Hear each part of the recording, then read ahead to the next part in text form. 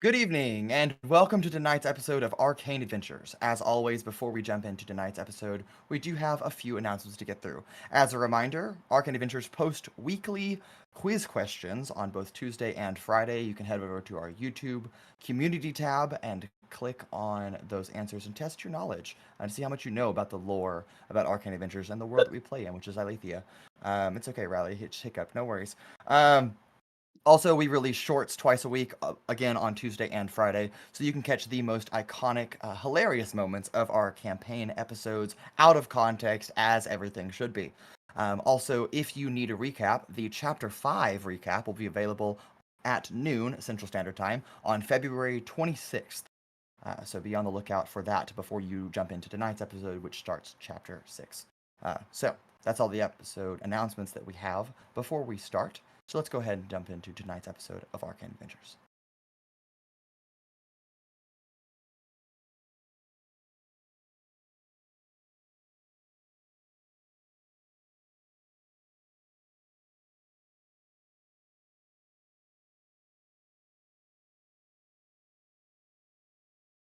And welcome back.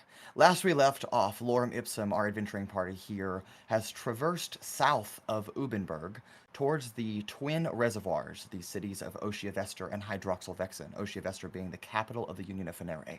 And after a bit of an encounter with Rancor's old friend, Arel, along the road, and also dealing with various curses that may have befallen a few members of our party ventured again through the southwestern plains of the continent of Fenorbia before passing through the Canisura salt flats and then ultimately arriving on the outskirts of Oceavester. And that is where we pick up tonight as we begin Chapter 6, Trails and Tides. There we go. And Episode 1, Arrival at Oceavester. Now, all of you have, again, you can see the outskirts, the skyline of Oceavester in the distance. Now, granted, from a distance, and even at that distance, it is smaller than you thought it would be. There's not much on the horizon. There's a few tall buildings, a few smaller buildings mixed in your periphery there, but that's about it. Where the rest of the city is, I don't know. But as you arrive, you begin a more beaten path here, kind of conjoining with several major roadways leading into the city itself. And as the forest has been growing thinner, the amount of holes in the ground has become more numerous. And these are not just any holes, they are often filled with a variety of workers who are excavating various archaeological sites and digging up ruins as they are obviously looking for something. Several of these places have been abandoned. You can see the remnants of temples occasionally scattered in that mix. But nonetheless, you kind of navigate a curving roadway that meanders its way between these different pits as people are excavating mounds of dirt and uncovering what seems to be millennia old ancient structures. But you continue to pass by, but we will pick up with all of you here. So what are you doing, aside from just traveling, of course? Driving the cart, I would suppose, which I suppose is also a form of traveling. Yes, it would be.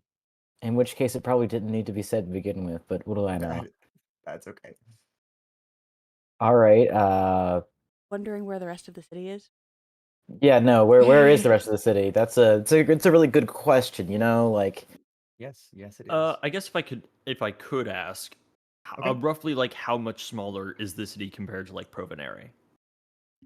At first glance, or just by looking at a map? I guess. Well, we don't have a map now, do we?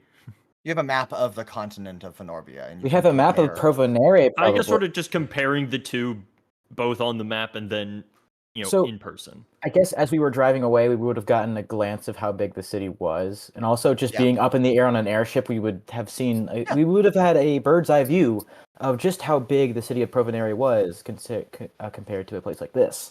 However, that's totally fair. None of us are in the sky, so I don't know if we have like a valid way to. We compare. walked into the city. Yes.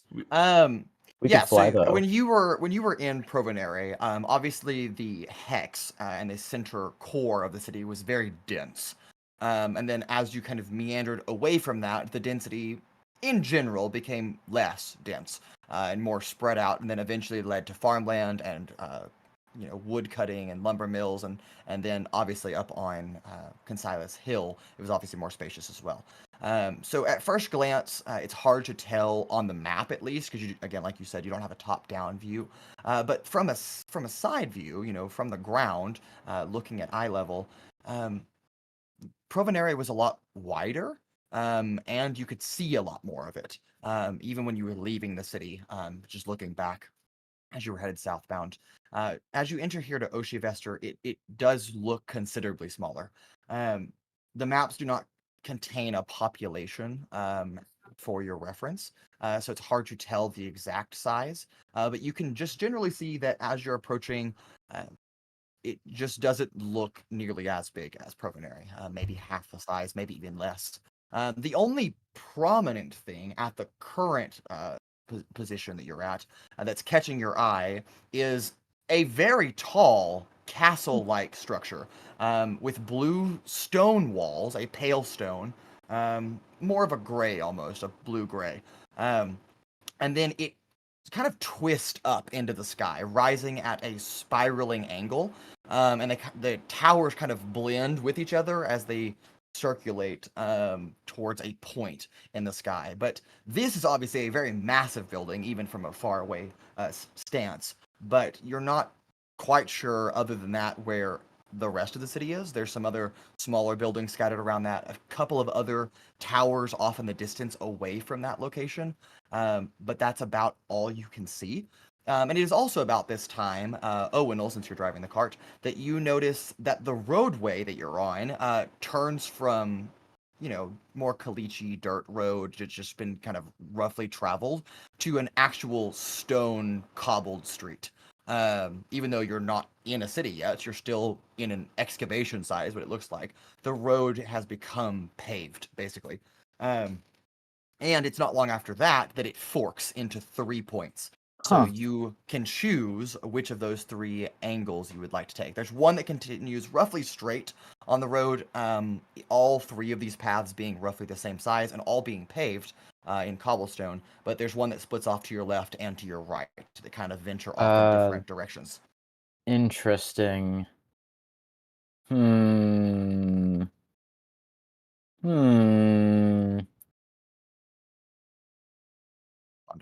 Flip a coin if you're that worried about it. You know what? I will. Hold on, Oh. give me a minute. It was No. sarcastic. You said it. I got it now. You have dice. And you know what's funny? There are 3 paths, which means a coin flip doesn't help. Again, Oh, you have dice. I wasn't listening. I thought I You heard have 2. dice. However, the balloon, though. Okay. You have dice. Roll a d6. Riley said no. We're going the right path. It's Okay. Okay. I hope All this right. kills us. Yes, you It fall leads to a into a lava pit. pit. Yeah, you fall into a pit and die. No. You begin to venture off the main road, but still on a main road, if you will, down the right path, still paved, passing by some more excavation sites.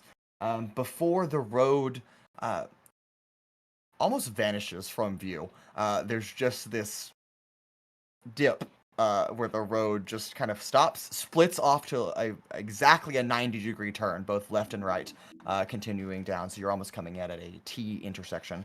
And then just past that, there's a cliff that drops beyond your view. And you can see the other side of this cliff, maybe, 100, 200 feet over. So hear me out. What if we went straight? No. No, I'm going left. Okay. You turn left and begin to now approaching that large blue castle that you saw. And also across the cliff on the other side, you can see the small buildings that you thought were small are actually towers. Multiple spires that reach up like fingers from the ground. And there are hundreds of them. But they pale in comparison to the massive blue castle that you are approaching. It's just hilariously oversized, the castle. Yes, that's correct. Understandable. Yes, and as you draw nearer to it, you once again reach an intersection, presumably the center pathway that you had branched off of earlier. Actually, now full intersection here. The pathway you're on continues straight. The main pathway crosses over, and there's a bridge of stone that reaches across this cliff and enters the city proper, as if you were going towards that blue castle.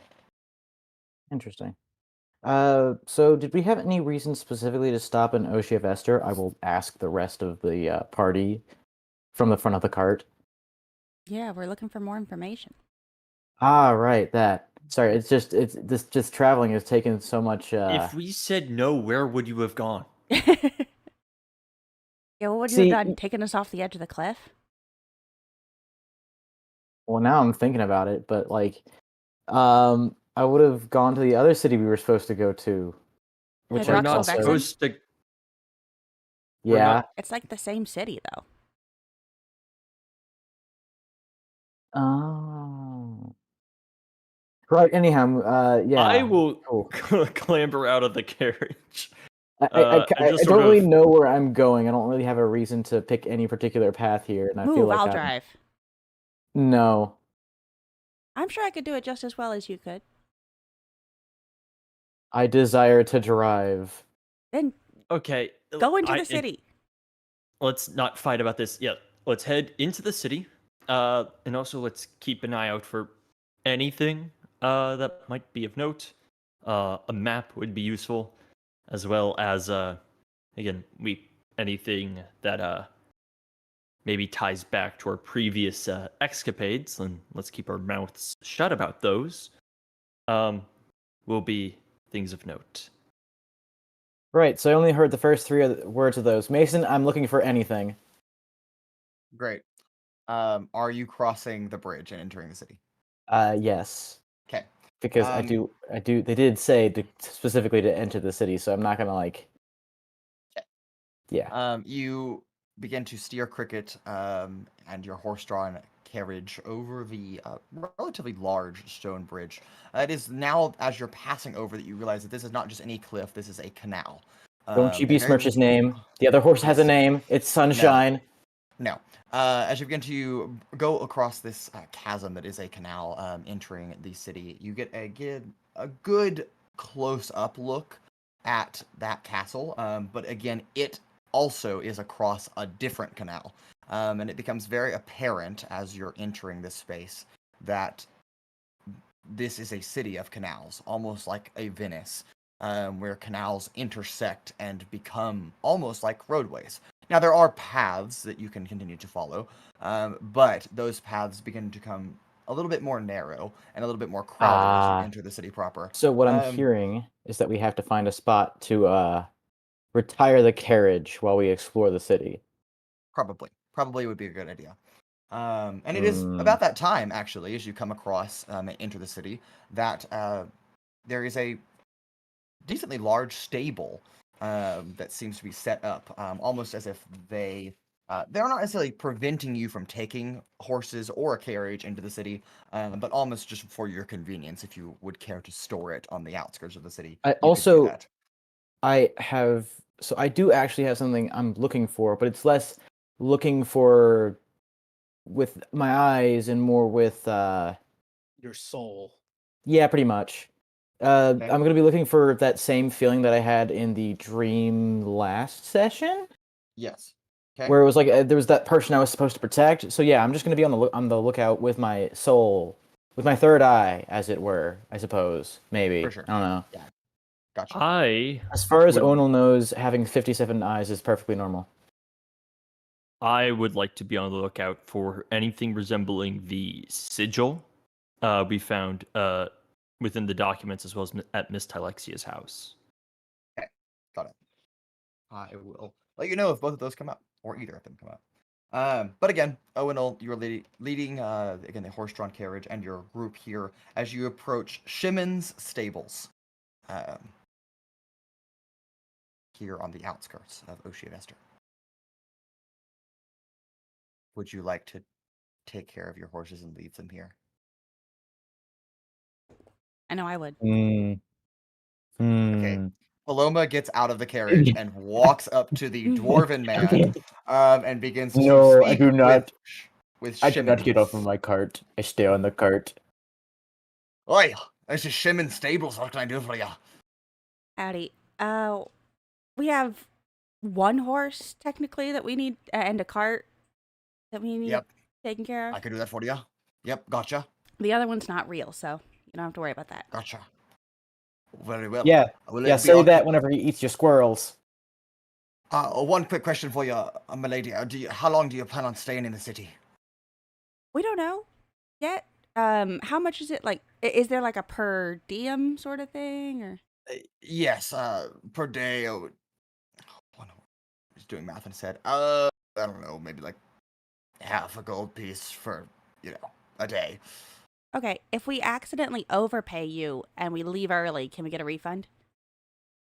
Make a persuasion check. Oh boy. I'm gonna help her with the persuasion check. I was gonna help her. Okay.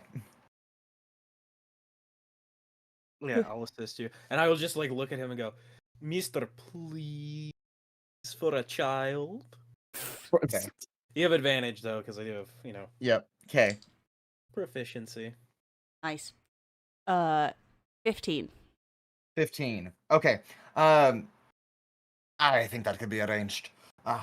Okay. All right. How many days would you So- like to book?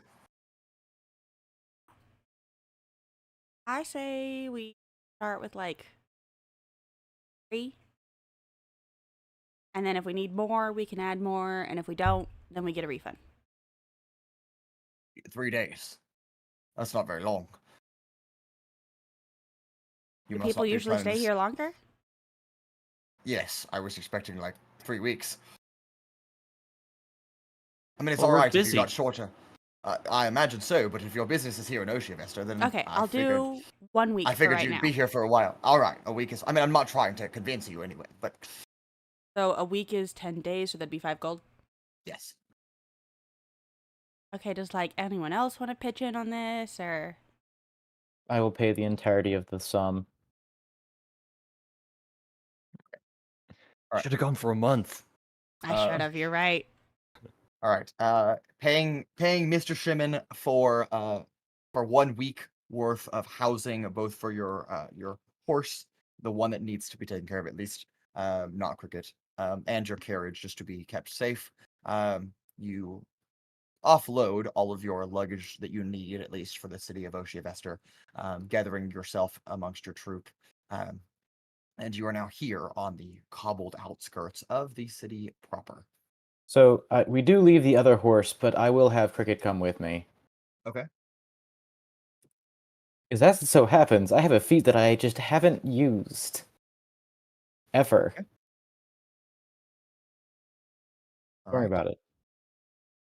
And here on the outskirts, a number of walkways, including the one that you just came across, but a almost perimeter roadway surrounds this particular district, the one with all the towers in it, across a canal from the large castle that you can still see. But there's a northbound and southbound pathway here, both leading into this district, but also around it in some capacity. So you tell me where you'd like to go. Can I'm I- not. Oh, Yeah. I'm not necessarily looking for a place to go, but I will still keep a lookout for that person I mentioned earlier, Yeah, I can. if I can. Can I go back inside and ask if he knows where to get a map, or if he has them? Shimon Stables. We do have maps. Not my specialty, but I do have them. You need a map of the whole city? Sure. And Hydroxyl'vexen, if that's included. It very well should be. They are the Twin Reservoirs, of course.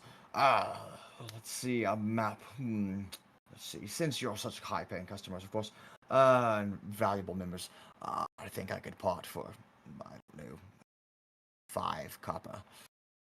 Okay. Maybe And 6 we if you're feeling generous. Can we see the map just to make sure we're getting something that isn't just a scratch Yes. on a piece of paper? Yes. And he produces a very detailed map of Oceavester and Hydroxyl'vexen. I'm going to look at it for a moment. I'm then going to use encode thoughts on myself. to extract the memory of the map, and I'm like, all right, we're good, let's go. I think we should have more than one copy, so I'm gonna pay for it anyways. Okay. Very well. All right. You hand him 5 or 6 copper. I'll give him 6. He's being nice. Okay. Hand him 6 copper, and he hands you a scroll, a parchment scroll. Well, I do hope this serves you well as you explore the city. And if you do have any questions, I may have some answers, but I'm not exactly the go-to. But I will make sure to keep your horse and your carriage safe. Do enjoy your time in the Twin Reservoirs. Thank you very much. Mason, do we get to see the map now? Yes, you do. Mason is pulling it up right now.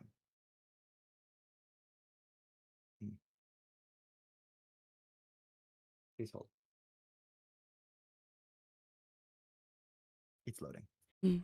It's not a large file, but it's high graphic. Anyway, it'll be there eventually. Anyway, you have the map. Northbound or southbound roadway? Which way is towards the giant blue castle? South. South. Okay. All right, you begin to head southbound on this roadway, realizing in the map that you will see in a moment that the area you are in, or were just speaking to Shimin, is located in the district known as Cascadance Heights. You are headed towards the large castle known as Cascadance Spire, which is just across the Union Conduit, which is a large canal that divides the main portion of Oceavester. Anyway, nonetheless, you begin heading towards that large castle, kind of having to meander your way around a little bit. And if you would like to actually go to that castle, then you cross another bridge, a little bit of a larger one, and approach that spire. Where did my map go? There it is. Okay. All right. You can now check references, and it is there.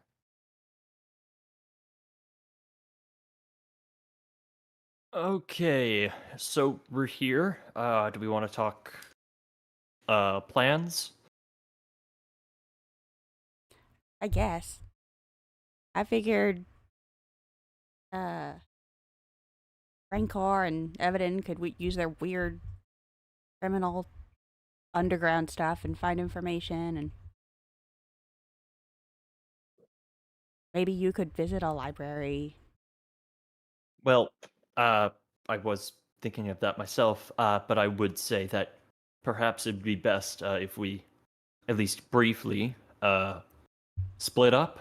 The 7 of us all traveling together is bound to draw some suspicion. How crowded are the streets, Mason? It is about midday, so decently busy, even here on the outskirts. Though as you draw closer to the Cascadance Spire, it thins out a little bit. You notice that as you enter this area, it seems to be a little bit more upper echelon, elitist type society, the higher class. And so you see fewer and fewer street merchants and vendors, and more people just on their afternoon stroll that are dressed in flowing dresses or wonderfully pressed tuxedos. Very, again, high class, conveys that, oh, I don't know if we're supposed to be here vibe. But you're also just new, so. If 7 people stroll into a library asking for books about lost societies, ancient ruins, and whatnot, they're clearly looking for something. But if a singular person comes in, it might just be a subject of academic interest. So perhaps, again, we'd be better off not sticking together, at least for now. Whoa, we split the party, let's go! Sure. I kind of want to see if I can go find that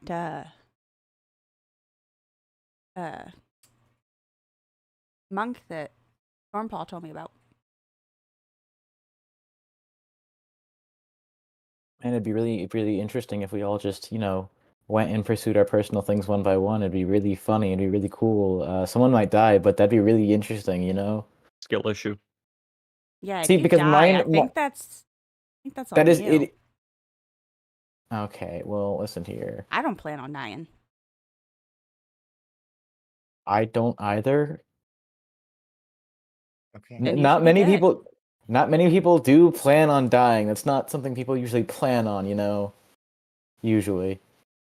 Well, nonetheless, where are all of you headed?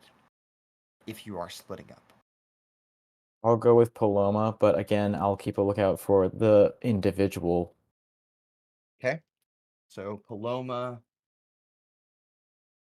and Owunul are headed to the monastery. Okay. What are you to do, Sizik? I don't know. Because it all sounds Boring. so... Yes, perfect description. It does not sound fun to read a book, or search for monkeys, or to do underground spy things. I mean, it sounds like it should be interesting on paper, parchment, but something tells me it is going to mostly be talking. I can just sort of wander the marketplace. Okay. Take But- insights. Don't talk to any more card dealers. Well, like I said, I do not feel different. The Hmm. thing with Evadin must have been fluke. And also, since I'm gonna be with Owunul, you take my chatter crystal. I have a rock. Yep. Yippee. Rancor, what are you gonna do?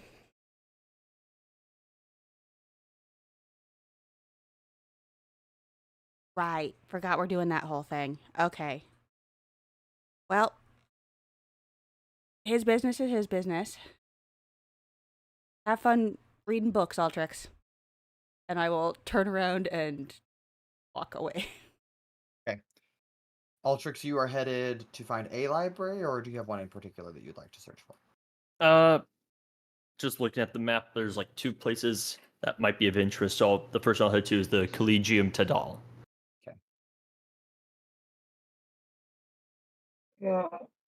Okay. And then Rancor, where are you headed? Even if you don't want to tell the rest of the party, you do have to tell me. No. Otherwise, you just don't move. Well, He's you see going to the fu- Burj Khalifa. Well, you see, the funny thing is, Mason. Not only do I Discord not know any, DMs. not only does Rancor not know anything about the city, Right. also He can't doesn't read have a a map. map. He can't read a You- map. I So he has can give no you idea encode thoughts where to to put go. the memory of the map in your mind. You also, you You- have your little fancy you have the readers now. glasses. We talked about that. That specifies reading like words, not pictures. Yes, but Reading you can read a map. there are words on the map. There are words and numbers on the map, and you can at least navigate those locations, even if you can't see the individual buildings. So all I know is, hey, there's a 14 there. Yeah, and then That's there's a it. legend that says, "Oh, 14 is this." I can't fucking zoom in on it. Jesus. Okay. Oh yeah, you Yeah. can't zoom in unless you download Rancor's it. glasses It's cannot Yep, zoom. open This in is so browser. unfortunate. I get now. Man, And imagine having again, I can glasses. just implant the memory of the map in your mind. Man, Also imagine fair. having glasses Oh that my don't have a God. zoom functionality. Couldn't be me. That's real Um, cool that you can just give him like a mental map. Yes. No learning required. I don't need the map. I am the map. The map, is that you? Wasn't Claremont University the same university at Yes. Provence? If you notice That's- right beneath it, it says Hydroxyl'vexen branch. Oh, yeah. Rancor is still learning to read. Okay, this is the first Fair. time he's read in over 10 years. That's also Um, fair. Reading I'll give issue. him that. Okay. So is this exactly what the map gives us, or does the legend say like, oh, circuit gates is X Y Z? No, sorry, this what'd is you say? This is exactly what the map gives you. Okay. Oh, Considering the only thing or even Rancor would recognize would Oh my be gosh. Claremont University. Okay. So then, where are we approximately? You, We just came. if you'll find number 1, you guys are like, there's that bridge right there, by it, and you're Mhm. just across that bridge, basically right in front, right between number 1 and number 2. Okay, gotcha. Yeah. So 38, where the fuck is that? 38. Oh, the complete opposite side. Yep, Yes, correct. all the way across. Would you like to go all the way over the fuck there? Is there the Provonary Dash? No, there is not. Since you We're guys not don't in have this one, Provanere. Yeah, you never know. They could be expanding. Yeah, and they're gonna rename to what's a good word for this? Hold on. They're gonna rename to I think we've lost it. yeah, it's gone. Bernoulli. They're gonna rename to Bernoulli. Nope, it's gone. Okay. Um, Well, unless any, have Because to lift tell- isn't an option. right?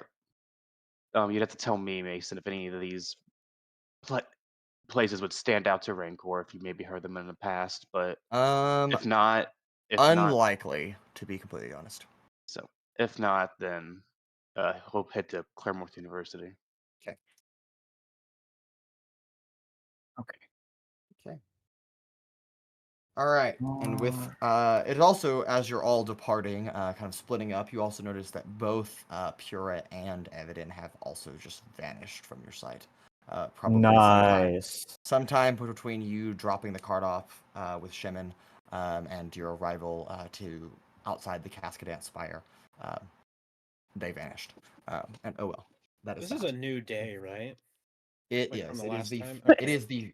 It's noon. It's the. Well, 46th. yeah, I just because I would have totally in the morning have done my funny. Oh yeah, little go ahead. thing That's to do totally fine. Well, I've also been like, as soon as I use it, I'm also gonna immediately burn a first level spell slot to get 3 sorcery points back. So essentially, I'm only spending 1 for this because Yippee.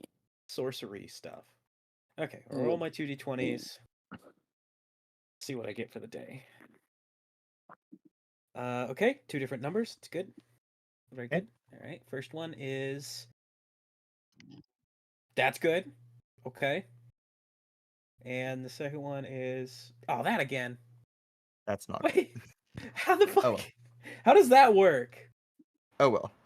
Didn't you roll the same thing twice, like 2 sessions ago? Yeah. I rolled Yeah, he 2 did. 16s, and I rolled another 16, Rip which bozo. which is complete opposite bozo. what the other thing that I rolled, which so the 16 is you can't be at advantage or disadvantage, but the other thing I rolled gives me advantage on seal check. Unfortunate.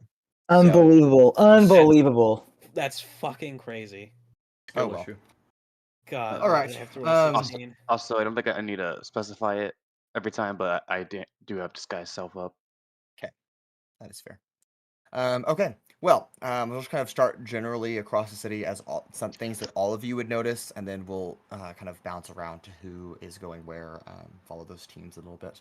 The first thing, though, is that as, again, both looking at the map and also traversing through the city, the reason that you could not see most of Hydroxyl'vexen and the rest of Oceavester is because it is a steppe city, in which you have arrived at the uppermost, highest elevation, and the rest of it just steps down between the 2 lakes as it just bounces slowly.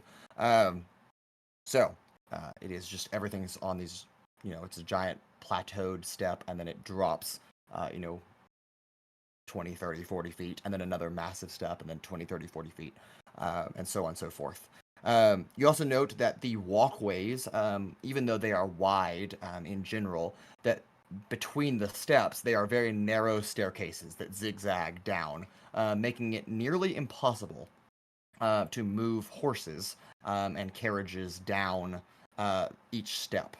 Probably why they ask you to keep the stable, to go to the stables outside of the outskirts of the city. It also, and Altrix, this is probably something that you in particular would notice, and everybody else would probably, not even care to recognize.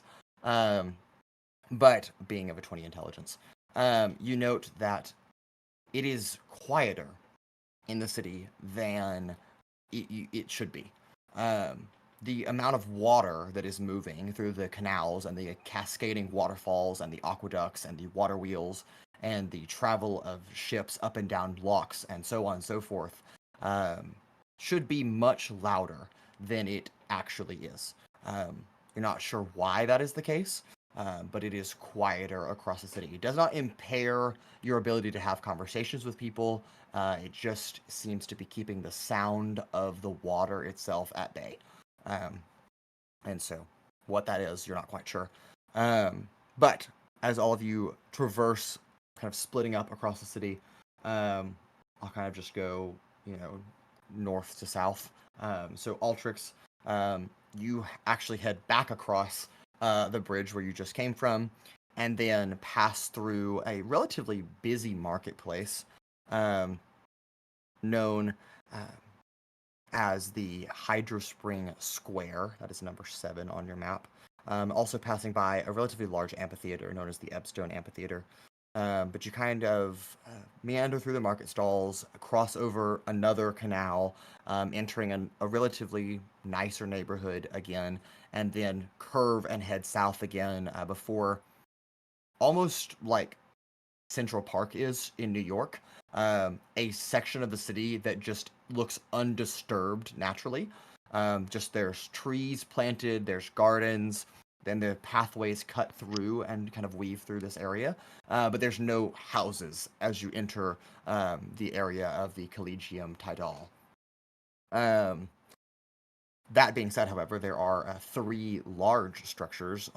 One, the one to the left of the number 14, is a set of 4 towers that reach up and kind of crisscross with bridges. That seems to be the university offices, if you will. And then there's 2 other buildings that seem to be more classrooms and the like, as you kind of find your way on this very large and pristine campus. The architecture conveying that the buildings are old. It's ancient elvish architecture. These towers have probably been here for 6,000 years and have just sat here and been maintained pristinely. But again, there are students studying at various spots on campus. There are benches placed out amongst the ponds and the lakes and the fountains. Just the serenity of nature. Almost a little neighborhood separate from the city of Oceavester and Hydroxyl'vexen proper. But nonetheless, you arrive here. What are you seeking? Clanking down the road in boots and half plate, disturbing everyone. Yeah. I am more so in search of a university, any place of information, hoping to, I guess just first find the place, and then figure out what I can do from there. Okay. Again, so there are 3 different buildings. The 2 shorter of those buildings, but still very tall, serve as lecture halls and research centers. And then the very tall building houses the administrative offices, an extensive library, and then the personal chambers of its esteemed faculty. So if any of those in particular catch your interest, you can decide which place you'd like to go into. I guess I'll just head over to the first one I passed, the northernmost one. Okay. As you kind of push through there's almost double doors lining in a circular formation on the outside, providing multiple entrances into a what's it called? It's a pit that you step down into. I'm trying to think of the correct term for that. Pit. No, but it's a lecture hall, a circular lecture hall, but it slants down in the center of the chamber. And there's another lecture hall off to the side of that as well, serving more as a research lab. But there are a few students in here that are studying. There does not seem to be a lecture currently going on, so people just have some desks reserved. They have books and tomes open. They're studying, writing things down with an ink and quill. But don't see any faculty members, just some students that are going about their studies. I guess I'll just wander through for a little bit till I find someone who does not look busy. Okay. There is as you kind of make your way around this lecture hall, there is almost like an information desk, a help desk, where one of the students seems to be both entertaining a guest and answering their questions, but also doing their own studies as they seem to be a student worker. But currently holding the ink and quill, the ink kind of dripping off the end of the pen onto one of the papers as they're trying to rapidly finish up this conversation so they can continue to go back to their writing. And as you approach, that guest actually leaves and goes back outside, and that student is able to continue writing, but you approach this desk where it's a relatively younger female elf is just writing nice calligraphy across her paper. Excuse me. Oh, yes, hi. I don't want to take up too much of your time. Could you point Yeah. me in the direction of any libraries or any centers of records? Of course. You would want to search Building 1, that is, she gestures outside through the stained glass window overhead the door to the tower that you can see through the forest and the park area. You'll head to Building 1 over there. Those towers are the administrative offices, but also the library is located there. This is Building 2, and then Building 3 is another lecture center as well. Gotcha. Understood. Well, that's all I needed. I'll let you get back to your work. Of course, thank you. And she continues to go back to writing as you exit this chamber and follow closer to those towers. And you enter a shorter rotunda of a building that has various walkways that lead into the towers and bridges that kind of arc out. But you enter this large center foyer where there are a number of things on display. This is more of a welcome center. There is several people manning different types of desks here, but you are in this large open air chamber. I guess in that case, I will kind of just look around for any signs of, library, searching for the books. Okay. Yeah. All right. You notice that you're actually, if you go up another floor, the library actually seems to be stacked on top of this rotunda entrance. So you follow a curving staircase made of an excellent stained mahogany wood and follow it up into the library chamber. It's a large circular room with curved bookshelves lining the walls and the center chambers. Variety of desks and chandeliers and dimly lit candles light this space and decorate it well. It's a very inviting, if not rustic, home, housing a vast collection of books. Probably twice the size of what you saw in Provenere when you were there at the Claremont University Library.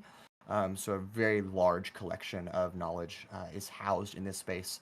And there are a few librarians that are on kind of patrol, kind of just walking around, offering their aid, if you will, should you come across them.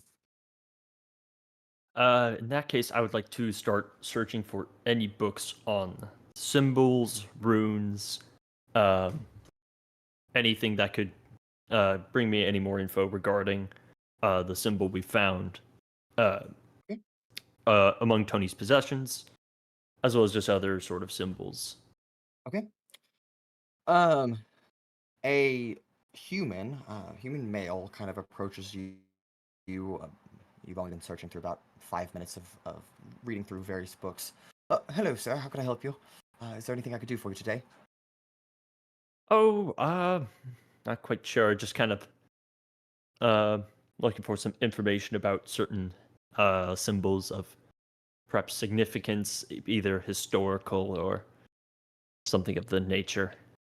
Of course, we have a great deal of those types of books. Is there any particular one you're looking for? I'm not quite sure, really. Again, I'm not sure if it quite classify as a rune or perhaps simply a hieroglyph. See, do you have a copy of it that I could look at, and perhaps I could provide more information should I be able to look at it? Yes.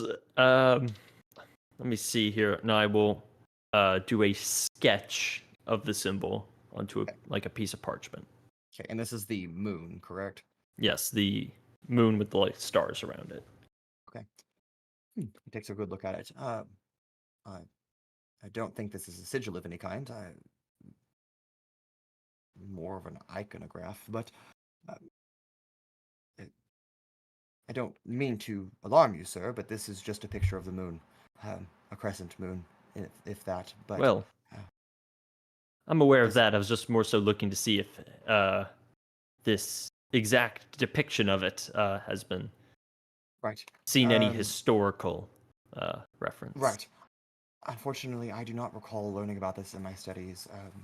I don't believe this would appear. There are certain depictions of the moon that appear in various cultures throughout history, but this in particular symbol I have not seen before. If you'd like to continue to look through our archives, you may very well do so, but I do not want you to waste your time. Well, I appreciate your assistance. I will poke around here for a little bit longer. Of course. Well, if you should require any more assistance, myself or the other librarians are available. We are happy to assist. And with that, I will again look around, see if I can't find anything else. But while I'm also here, I would like to,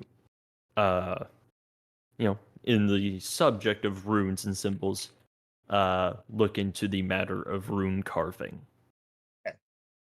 And that there are quite a few tomes on, as this is a school that does house quite a few wizards, that you can definitely find some knowledge on how to carve runes, and what all has to go into the process of rune carving.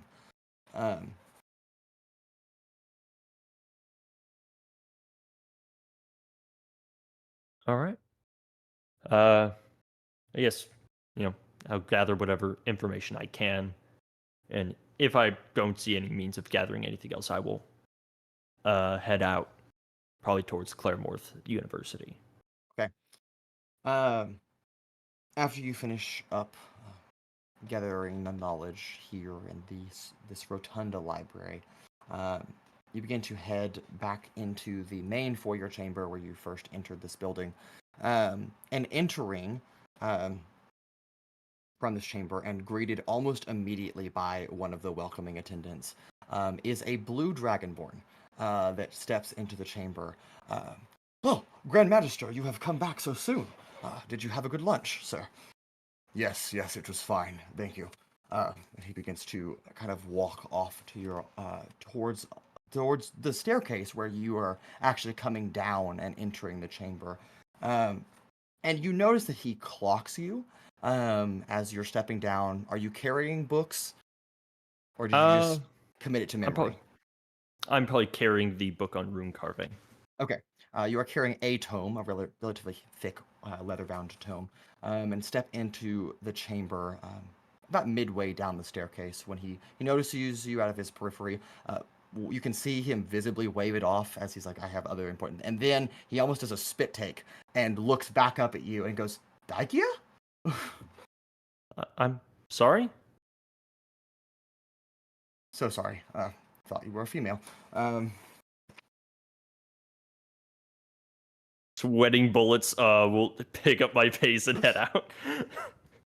What is love? Baby, don't hurt me. What the fuck? No. Now you do know that this is an older man, probably 70, or in that ballpark of an area. You can see that notice that his blue scales are a little bit more faded. He's dressed in a long blue robe.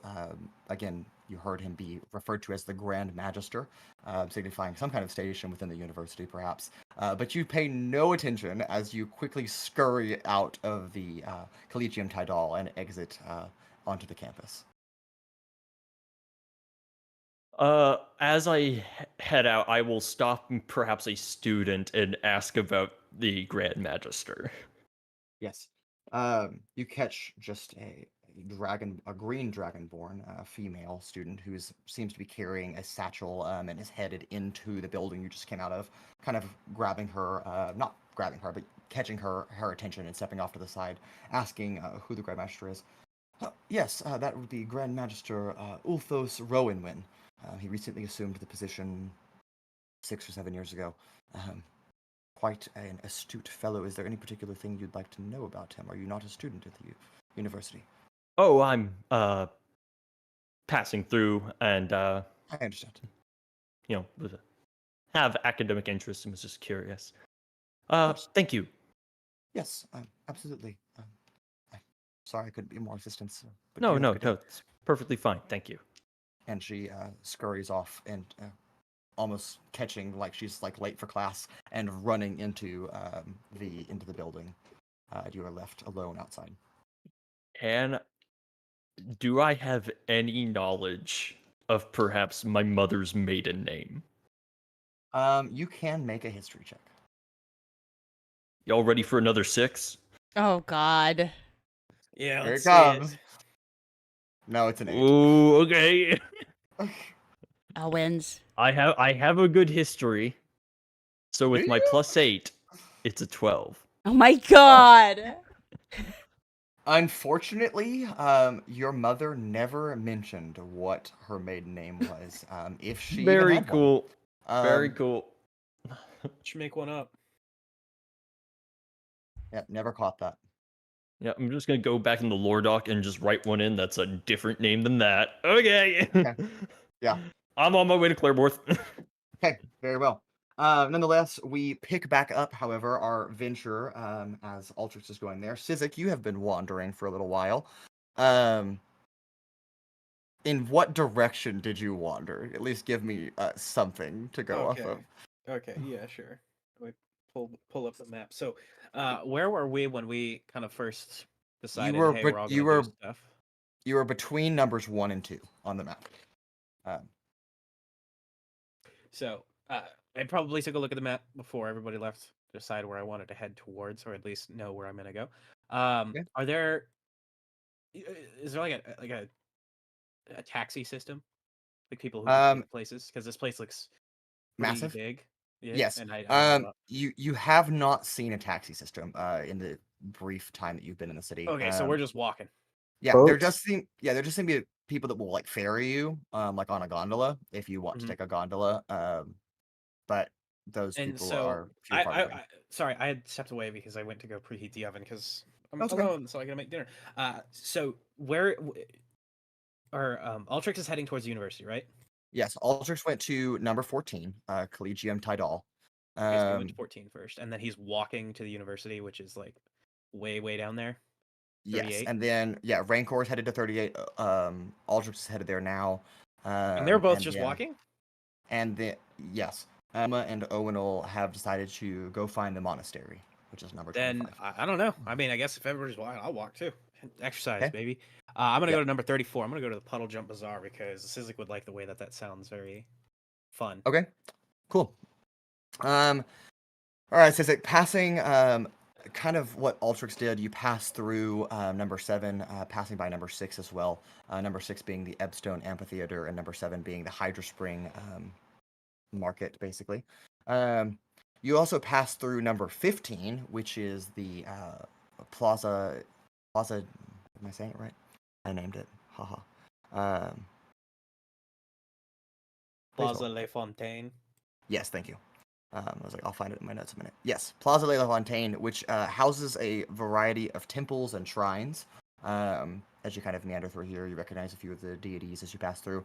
A very large fountain, serene fountain. And then as you push through that, you head through a neighborhood known as Rillside, which is a built into the cliff face. So the houses are built almost at a 45-degree incline and stacked next to each other with like stairs running between them.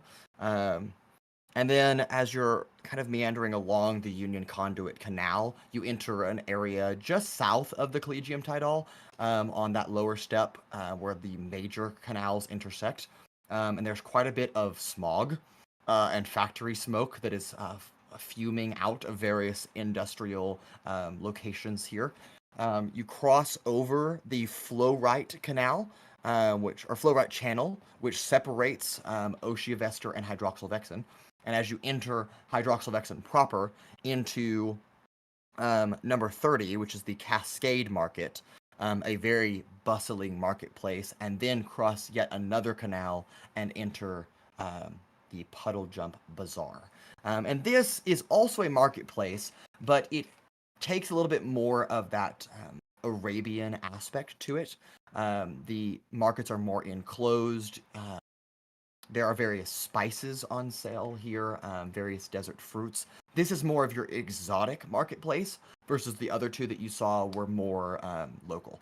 And so here they are selling more exotic goods. Okay, cool. Yeah, I'm gonna just kind of go into one, and specifically one of the ones that are selling like spices and stuff. Okay. Some of the more unique things. Okay, sure. You find yourself walking through dimly lit corridors, canopy draped alleyways, creating this almost maze like shopping experience. But again, there are rare spices, textiles, perfumes, imported wines, intricate trinkets crafted by artisans, and then there are just the occasional flicker of dim blue lantern light that illuminate this bazaar. The faint sound of dripping water, kind of from leaking pipes overhead. Dripping from the ceiling alcoves. It gives almost a mystical vibe to it. But you are seeking what here, my friend? Just a general kind of bunch of some rarer spices and such. Okay. All right. You just kind of, not in any reason in particular, just kind of dart and dip into just one of the market stalls here. And you find a female halfling. Her hair is long, drapes down almost to the ground, and is pulled back in various braids. And she smiles up at you as you enter, and pulls the hood back over her head of her cloak. Hi, my name is Amelie. How can I assist you today, my good sir? Yes, hello. I am looking for like perhaps you can do maybe like a bunch of a small amount of some of the more unique spicy things that you have for cooking. Oh, for cooking, yes, of course. You want just an array of the spices we have, but in small quantities. Yes, like enough to use a couple of different times. Yes, of course. I believe that I can gather some up for you. Do give me some time. Please tell me what you're doing in Oceavester. What brings you to the Puddle Jump Bazaar? I am in the bazaar because it sounded interesting. It had a fun name.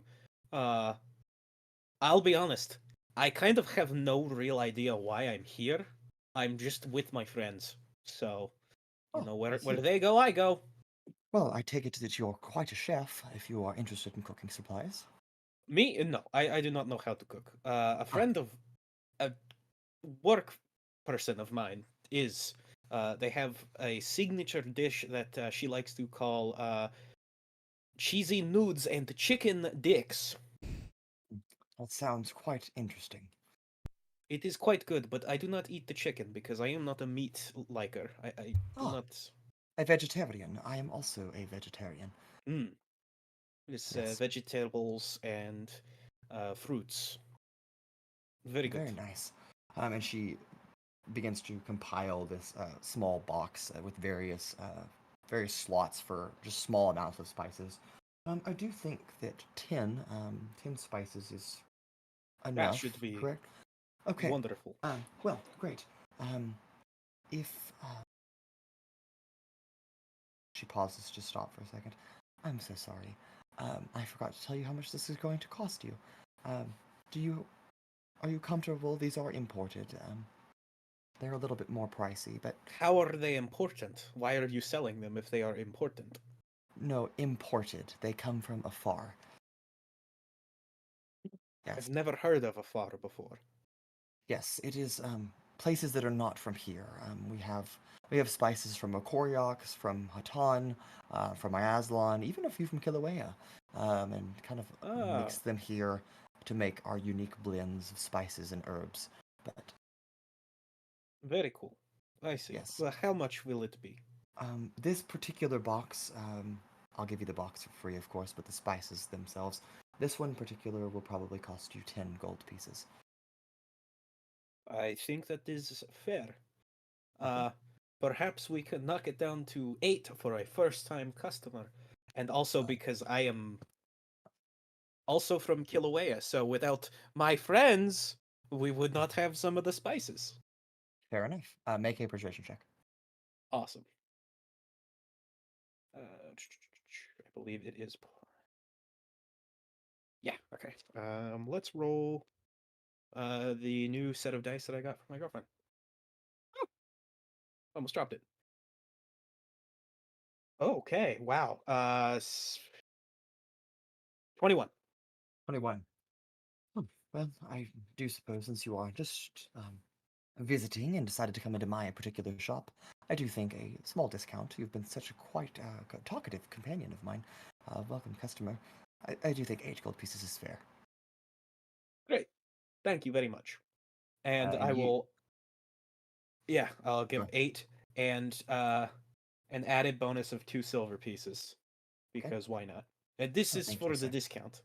Thank you, sir. Yes, enjoy. Yes. And you may add to your inventory the set of spectacular spices. Oh, wow. Yes. It has 10 uses. Very nice. Okay, this is going to make a great Actually, pretty cool. gift for Evadin. Now, I do have one more question. This is less for your shop, more so just... I would like to get something for someone else, although I am not sure what to get for someone who enjoys punching people for a living. Well, actually, it is more so kicking them in the face. A lot. Interesting. Well, I thought about wine, but I don't think she likes it. Also, I don't know what it is, but I've heard adult people like it. Wine is an acquired taste. I'm not myself a fan, but yes, we do have that. I, in particular, do not sell that, but there are various vendors here that do sell wine if you're looking for that. Well, no, I do not think she would like. I see. It was just something I heard that some people do like, but... Well, perhaps a nice shirt or a dress. I don't know. It does not seem very much like her. Well, maybe something more practical, like a ring or a bracelet. I will look around, but I appreciate your... Of course. ...idea. Yes, of course. Well, you have an excellent day, my good sir. You as well, friend with the long hair. Thank you. Just kind of hop away and try to find another vendor. This one, looking for one maybe that's got more flashy stuff. Okay. You enter into another stall. Here there are various very small trinkets, all made of metal. Various necklaces, rings, glittering gemstones adorn each of these pieces of jewelry. Bracelets here and there, and even some fine watches. They're a little clunky in their design because that's a new thing. They're little large on the wrist that almost look more like a gauntlet on the wrist. Yeah, on the wrist. Yeah, like a gauntlet instead of just a watch band, but they do have them. Yeah. But you find a relatively large orc man that is staffing this. He's dressed in nice red textiles. The name's Yosh. How can I help you? Everyone is so friendly here. I like it. Well, we are merchants. We are trying to sell your wares. What brings you to Yosh's Emporium of fine jewelry? Your stuff is flashy. It caught my eyeball. Well, not literally, because they are still in my head, but it is a figurine of speech. I think I'm using that right. Yes, I believe you mean figure of speech, but I'll take anything from a paying customer. Anyway, you're looking for flashy things, well, I've got plenty of those. Are you interested in charms, bracelets, necklaces, jewelry, outerwear, innerwear, piercings, earrings? Just like Did every you time just he say adds another thing, I'm just innerwear? like, "Ugh." No, Mason, Yes. what is innerwear? You're like not here. undergarments. Oh, For the soul. Um, you have such nice things, but I am looking perhaps for something that is practical, that maybe is has use beyond looking nice. I I am see. searching for a friend. Well, yes, sure, a friend. Who really enjoys hurting people. Your friend must be a warrior. No, she's a bird. Fair enough. Okay. Anyway, something more practical. Are you looking for something magical per se? I suppose so. If it will, uh, enhance, I think. Yes, enhance the ability to kick people in the face. I see. All right. Well, I must admit the magical selection of my wares is far fewer than what other flashy jewelry here. However, I do have them. Oh, you do? Okay. Yes, of course. He produces from just a small oak box, producing out a long necklace with just a very, very tiny gemstone in it. A blue, almost purple instead. I'm not sure if it's a sapphire or if it's an amethyst or some blend of both, maybe. This right here is good for fighters. How so? What does it do? This wonderful gem right here enhances the user's ability to hurt people, like you said. Specify. Is that the right word? Yes. Specify. Yes. In how way? In what way? Above table, it adds +1 to all unarmed strikes. Oh, okay. So like that. Okay, I see. I understand. Yes. I could understand. Yes, I believe this is something that she might be happy with. How much might in such a fine piece of jewelry run a person like myself? He takes it, kind of cups the gemstone with his other hand, looks at it. Oh, I could probably part for this beauty 1,000 gold. Oh, you see. This feels like something I've heard of before. Let me find the word for a second. I know it's right on the tip of my tongue. God, that is a steep price because it feels scammy. Was that right? Scam? I think so. I assure you, my imported jewelry is no scam. It's very real. You can take a look for yourself, even identify it if you want me to. I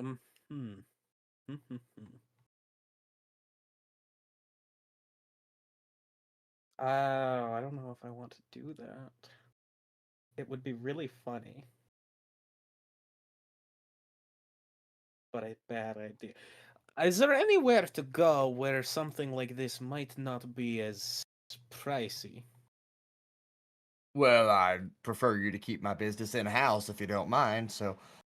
I mean, I can come down a little bit on the price, maybe, but...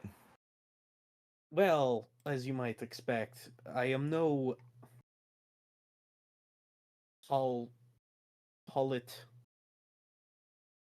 politician, and of course I am normal person, right? But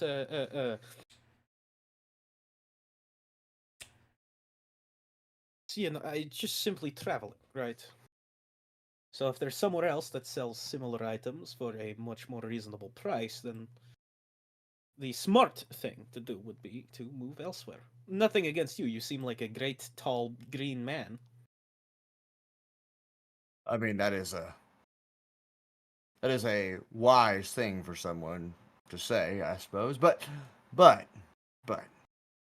I have not seen these wares as they are imported anywhere else in Hydroxyl'vexen or Oceavester.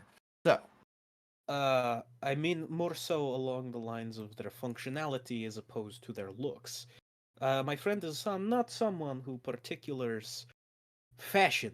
That is what this is known for. Yes. Well, Fashion? I can take the crystal out and put it in something a little bit more discreet if you'd like me to. Would that lower price?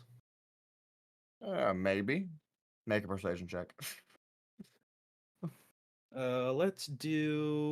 Yeah, I'm feeling this one. Feeling it. Feeling it. Yeah, it's Is giving me a haggling good with a look. child illegal? No. He is not Uh, considered a child by standards That's a of 17. society. Besides, it's the child who's haggling with him. Yes. It's a 17? 800 gold pieces. I have 70 platinum. Well, quite wealthy for a young man, I suppose. I said I was a traveler. I did not. I also said I am not a politician, but I never said that I was inherently poor. I did not say that you were poor. I think Was it 800 the- gold pieces is fair, if you don't mind. Yeah, then perhaps I'll take my business elsewhere. Okay, maybe Ooh. 700. Maybe 700. Okay, wonderful. That would be great. This man has been struggling to sell this. That's why this is working. He's like, I need to get rid of it. It's cursed. Curse of binding? Ayo? Oh no. Yeah. Well, you're a reasonable man. Yes. What was your name again? I can make reference for you for other people. Yosh. The name's Yosh. See, Yosh. okay, the 100 gold was basically him paying Sizik to go advertise for him. That's what's happening here. Yosh. Okay. Yes, I Yep, see. the name's Yosh. So, do we have a deal? Yes, 70 platinum is the equivalency, I think, if I understand is- money properly. That is correct, you fine man. Yes, man. Right. And I just like Not in either sense of the word is he a man. just count out the 70 like there you go. Yeah. Just like a deck of cards, stack them up in front of him. Okay. And you have acquired, I'll have to add this into our inventory system in a little bit, but it is a savage talisman. Sweet. But I will add that in after a break. You said +1 to it. Is that just +1 to melee attacks to hit, or also damage? Attack and damage. Attack and damage. How do you know, Owen? Because it's in the crafting book. That's typically how those types of things work. I read the Very well. book. You are the read the book. book. Okay. Have a wonderful day, Mr. Yash. You too, whatever your name is. Trevor. All right, Trevor. You have a good day. I like how Trevor is just the most normal sounding name he can possibly think of. It was literally the first thing that came to mind. That besides is fair. just blurting out one of Hypothetically, it your sounds like a names. fake name in this world. No, Yeah. it sounds like a real name for a human, and only a human. Sure. All right. So it's like, well, as you depart here, Yeah. we will jump over to Paloma and Owunul, who are making their way. Excellent. In the meantime, I'm gonna go put my food in the oven. No worries. Owunul and Paloma, the two of you have ventured an opposite direction of what Altrix and Sizik did. You are headed a little bit more due south of your current position. You pass through a relatively nice neighborhood known as the Dewdrop Steps.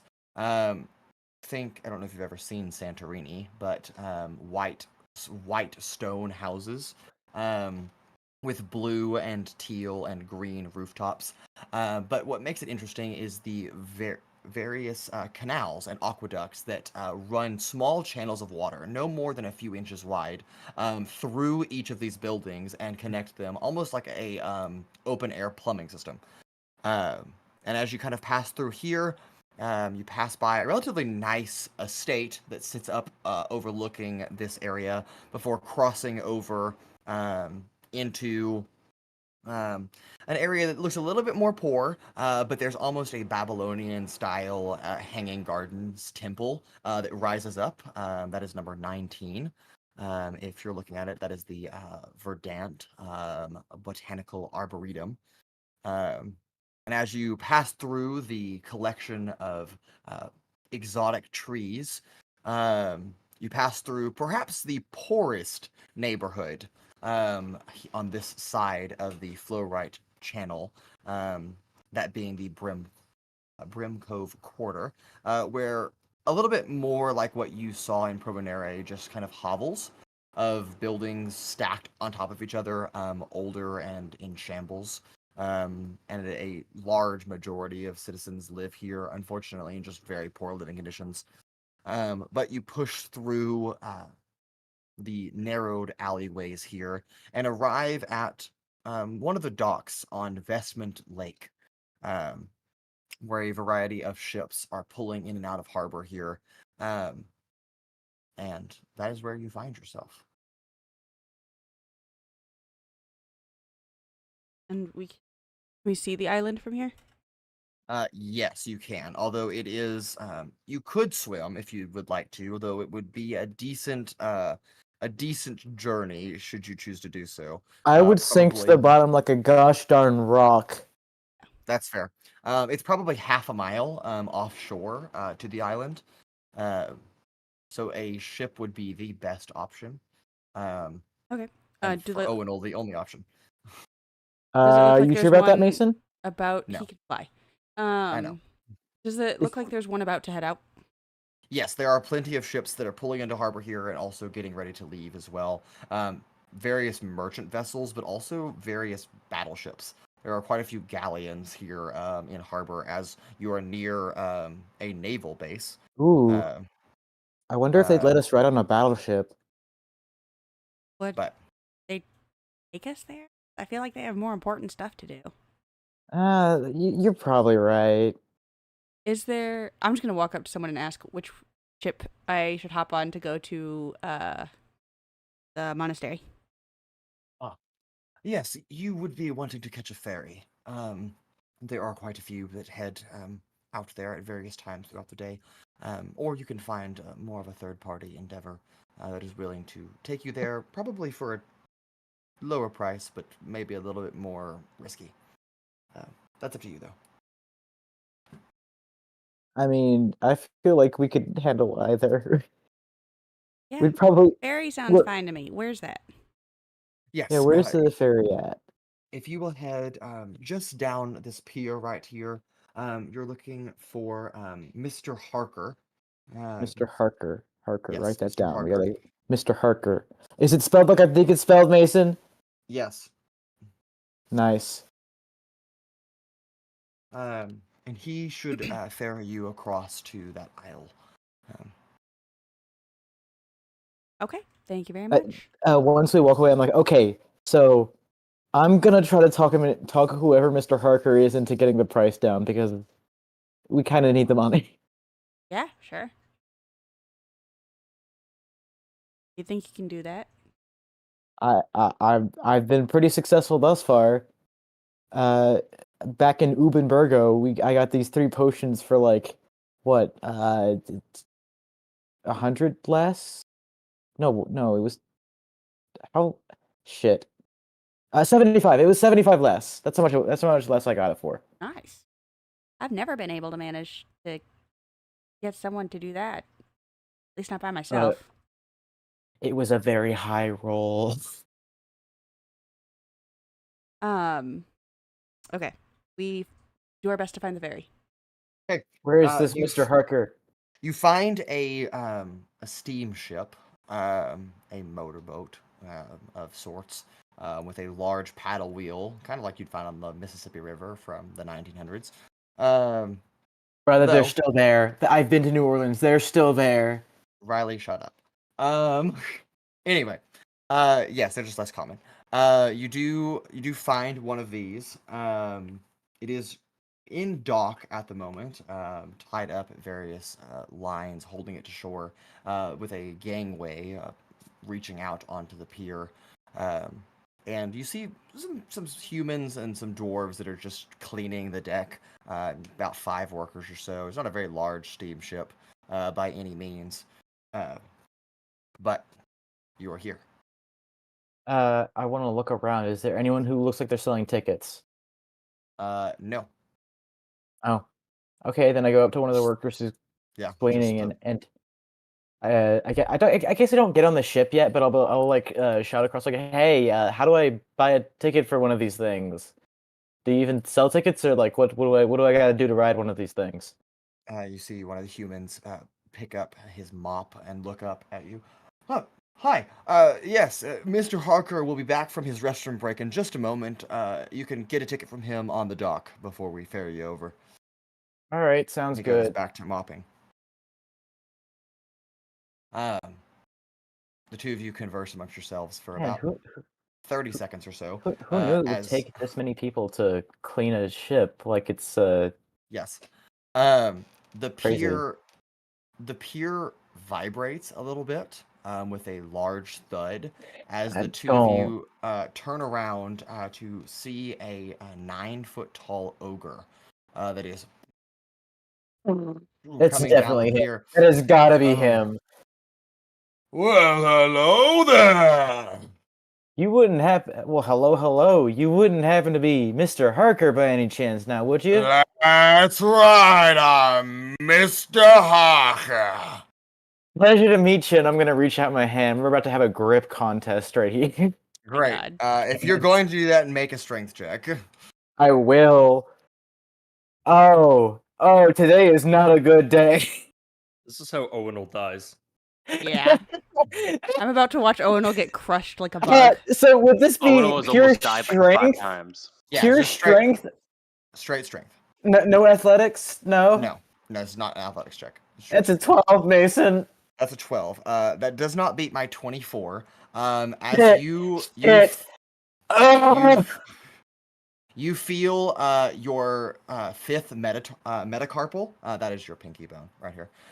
You feel it break as it snaps, and he just grips around you. It's a pleasure to meet you. I act like nothing has happened. And continue shaking his hand. What can I do for you? Well, I just look at my pinky like, wonderful. Right, so me and my companion were looking to take a ride on your wonderful little ferry to what island were we going to again? That island? That one over there? I point at the island I think we're going to. I take it you're headed to the monastery then. Yeah. Yes, I think so. Yeah. Now, which one of you two is training at the monastery? Well, neither of us yet, but Hopefully me. hopefully her. Yeah. You look like a strong one to me. Thanks. She's like very well. she's like a fourth of this ogre's height, maybe. Well, tickets on my steamship aren't that expensive, to be completely honest. We're running a little low on the finances, but that's all right. If you don't mind, about 5 copper pieces, and I'll get you over there in no time. I'm just gonna like hand him a gold piece and say, just take it. Oh. That's very generous of you. I'm feeling He I broke like your hand. your boat looks cool. I think this business should be booming, but like I guess it doesn't depend on me. So like, what do I know? Oh no, you're wildly overpaying for stuff. He broke your hand. It's a really cool boat, okay? No, It's your money. You're tipping him. Shut the fuck up! You're not here. Very well. I'll take that 1 gold. We'll take 1 silver out of that for Paloma and Owunul's fee, and then the other 9 silver as a 900% raise for what he was asking for. Oh well. Well, folks, I don't think we've got any other passengers today. Not at this hour, at least. So you can hop on board, and I'll get you over there. Okay. Cool. Welcome aboard, my lady. What's your ship called? Oh, that's a good question. God damn it, fucking Anna. Call You it should have something had that very ready. stupid, Mason. Call it something stupid. It'll be funny. This is the Henry Scribble. I love it. Almost as much as cricket, but not quite. Oh, by the way, I wanted to ask, does your ship have a... I have to check because it's become more of a problem recently. Does your ship have a no horses policy? Do I look like I give a damn about horses on my boat? No. The answer's no. You can definitely take your horse. Okay, cool.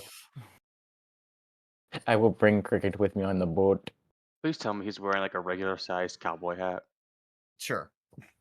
On a tiny relative to his little head. cowboy hat. Well, let's go. All right, ladies and gentlemen, all aboard! Put this ship in tow. I don't think he knows how to use those words. And you see the crew begin to rapidly unhook the ship from its docking position, and the engines begin to, as the paddle wheel begins to slowly churn in the lake. And you set course for a half-mile journey that does not take very long, arriving here at the Water Waltz Monastery. Well, that's a short trip. About as short as they come these days. Thanks. How often do you run this? Like, whenever we want to come back? Right, that's a good question. You're pretty smart, my lady. I don't know. Depends on if I get other passengers. If not, I'll be back about 6 o'clock. What time is it now? About 1 o'clock. Okay. 5 hours sounds like a good time to just see what's happening. Well, y'all have a good time. How much of the... God, I imagine the boat visibly, like, rocks whenever he moves on it. Oh, yeah, just... It's the size of a dinghy compared to him. Yes. Right. What does... I So bet is the this engine is the only function thing on the is- island, isn't it? There is a small tower, but other than that, yes, that's all. All right, to the monastery. To the... Yeah, that thing. Okay. Well, here at the water... Sorry, it's on the island of Waterwalt, in case you didn't know the island name. The monastery you- of Waterwaltz on the island of Waterwaltz? No way. Crazy, isn't it?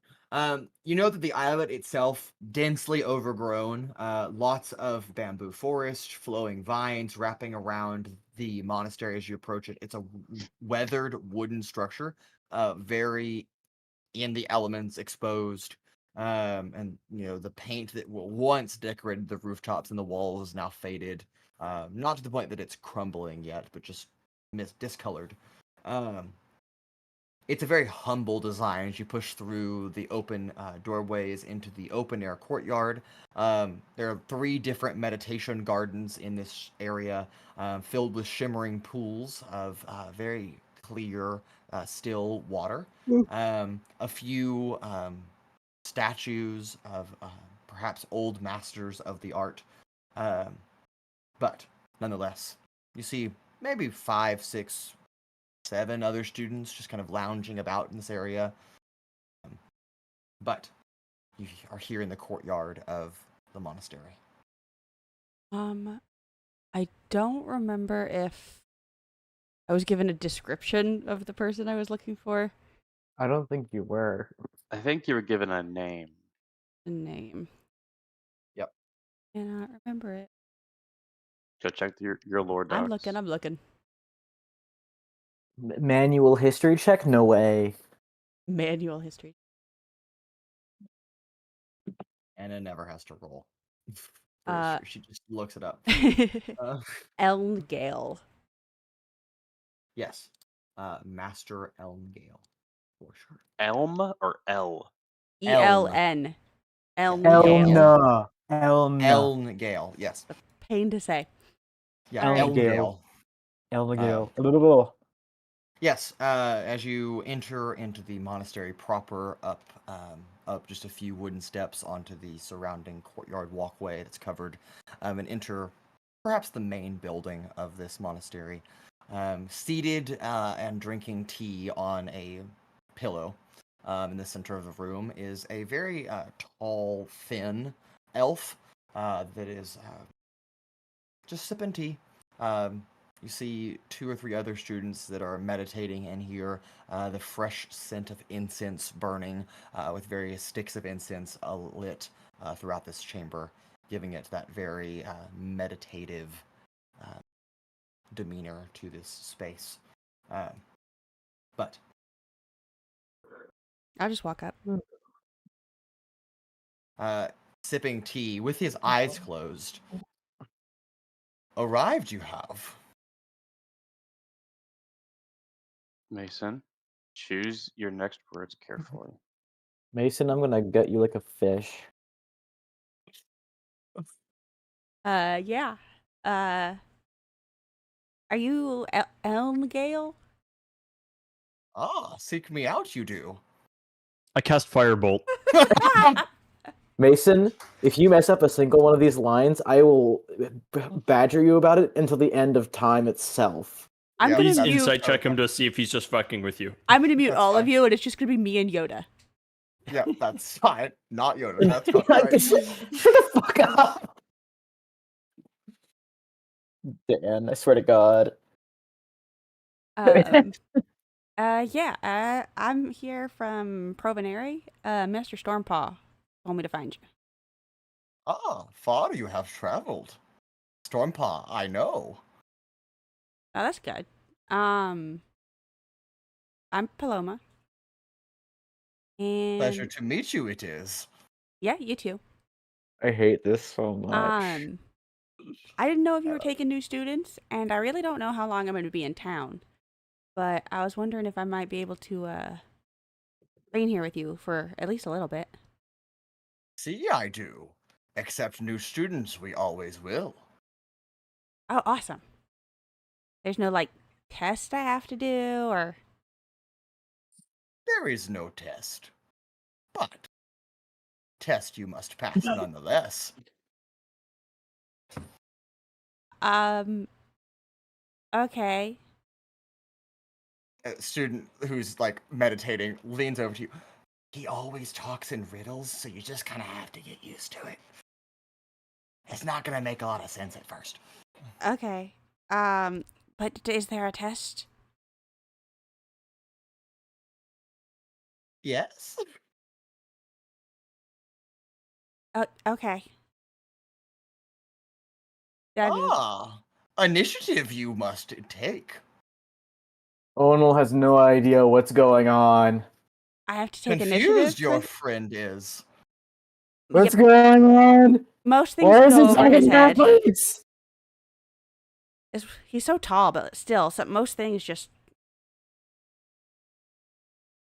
Tall I am too, but wise I am.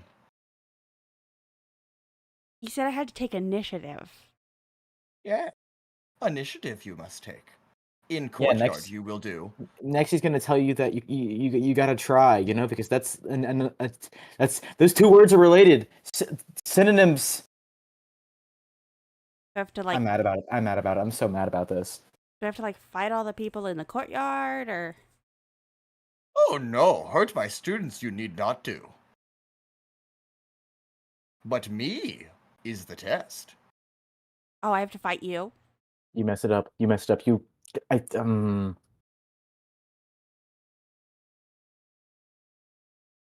I could do that. Can you? We shall see, shall we? I swig on him. Okay. Make an attack roll. Then I had to take You initiative. have to one-shot him right here, right now. He said I Kill had to him. take initiative. Right. He said in the courtyard. Punch him into the courtyard. Quick question, Mason. Am I standing within 10 feet of Paloma? I would say so. Duly noted. Duly noted. 21. That's a miss. Wow. You swing, and he just leans just barely out of the way and just. Whereas an Just AC of miss him. 25. Hit me, you will find difficult to be.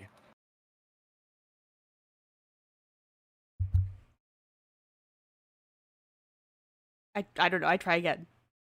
Okay. Only a different die. Oh, that's a 27. Miss. Oh my God, Mason! Am As he leans, just. I not allowed to hit him? First test this is. Man, if that's the first test, then I don't. Come on, Paloma, you got this. Okay. Can I don't know. Damn it. I'm not capable of hitting him unless I. Yeah. Unless. I don't think I'm capable of hitting him. Unless I roll a nat 20, maybe. I'm not saying we should cheat, bootleg Yoda at his own game, Can't say that. Not but the right name. okay, bootleg Ogay. I don't fucking know. Okay. I just said his What? name backwards. No, that's not. That's not that. Yeah. O'Day would be his name backwards. Or Adoy. Adoy.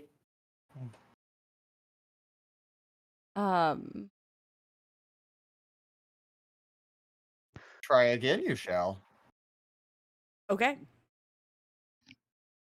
Why not? Nope. Is Dan able to give spiritual advice to Paloma / Anna? No, you are not here. Can I I think- give Paloma my flamethrower? No. I think Owunul wants to try. Just stabs. With what sword? I have a hammer. Besides, I wouldn't hit him. Stabs. A lot of hammers have spikes on them. I'd find a way to stab him. I totally would. Try, your friend wishes to do. I want to hit this man so badly, you don't understand. Oh no, if I can't hit him, I don't think you can. Let me try and we'll see. You have a hard time hitting me. Well, that's because you're you. Half the time you win fights is because you debilitate your opponent before they can even get a shot off. Yeah, that's kind of the point of being a monk. But, Proceed, you may. Like me? You, yes. I don't know what. This was the test when I fought Master Stormpaw, and then he asked me a bunch of philosophical questions, and I think I answered him wrong, but he still let me in. Alright. I don't know what to do here. I'm gonna put my hammer down. I'm gonna walk up to this man. You said I could try, right? Or May did you? Okay. I'm using inspiration on this. Okay.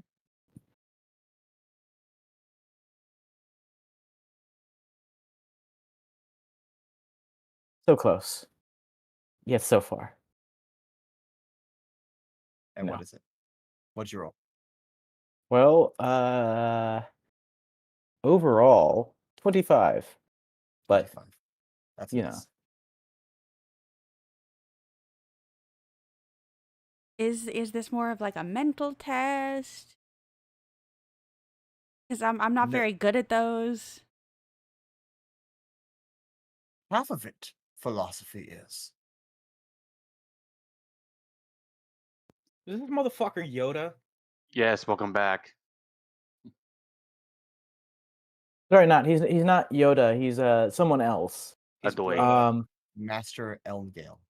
He's Master Broda with the way he's lifting. Master Broda. Can I, like, sit across from him? Seat take, you may.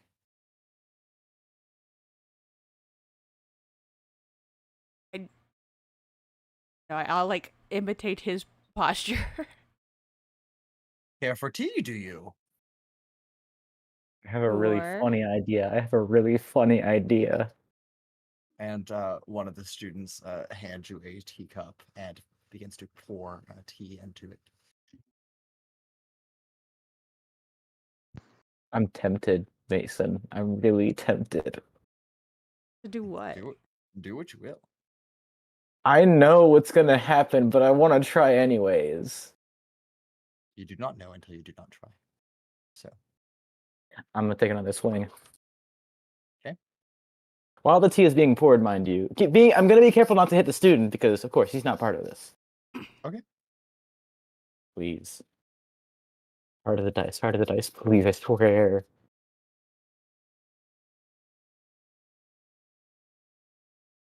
Guess what the number on the dice is? Not a 1. It's Two. not. Two. Nope, it's a 19. Ooh. 19. Very nice.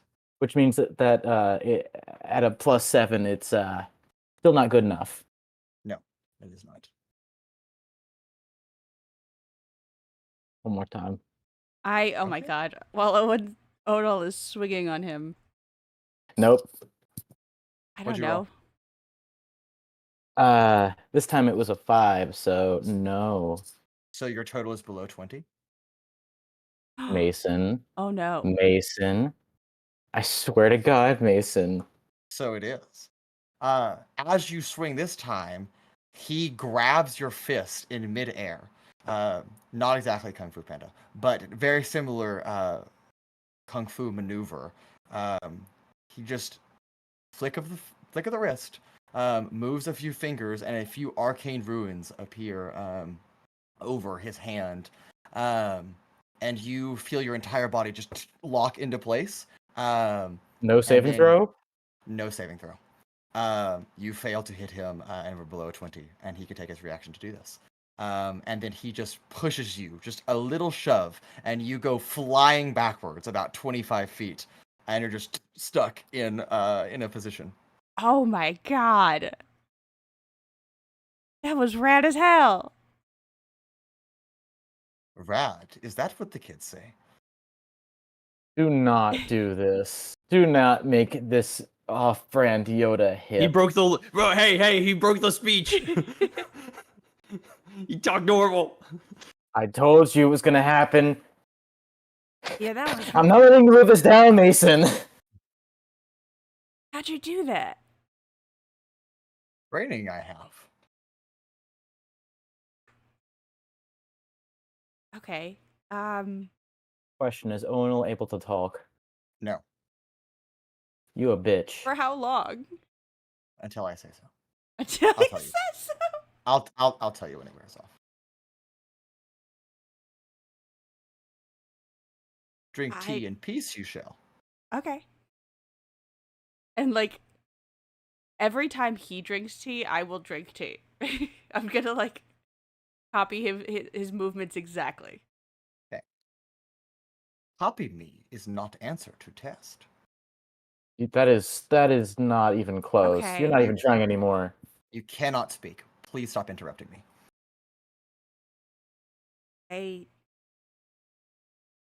You know, the solution with Master Stormpaw, I think, was admitting that I didn't know the answer to his questions. So if I admit that I have no clue what is going on, will you tell me what's up?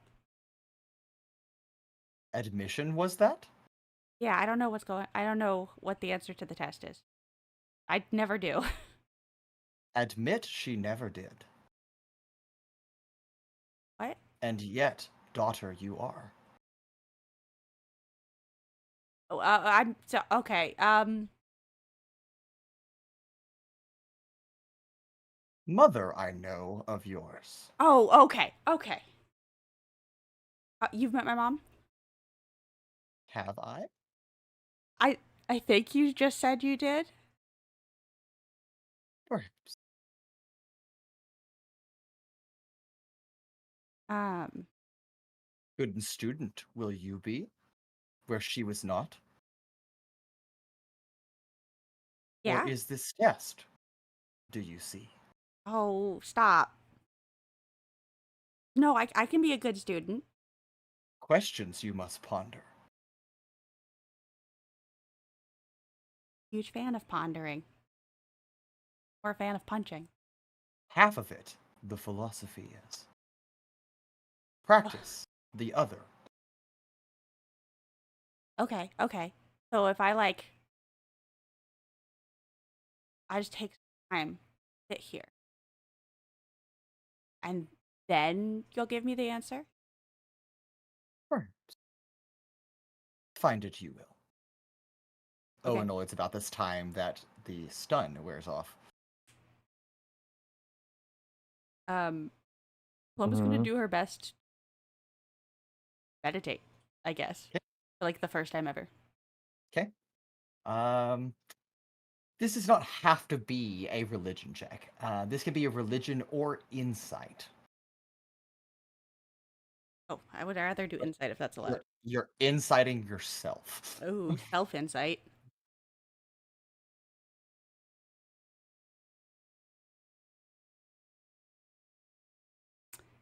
Twelve. Paloma does not have a lot of self-insight. That is fair.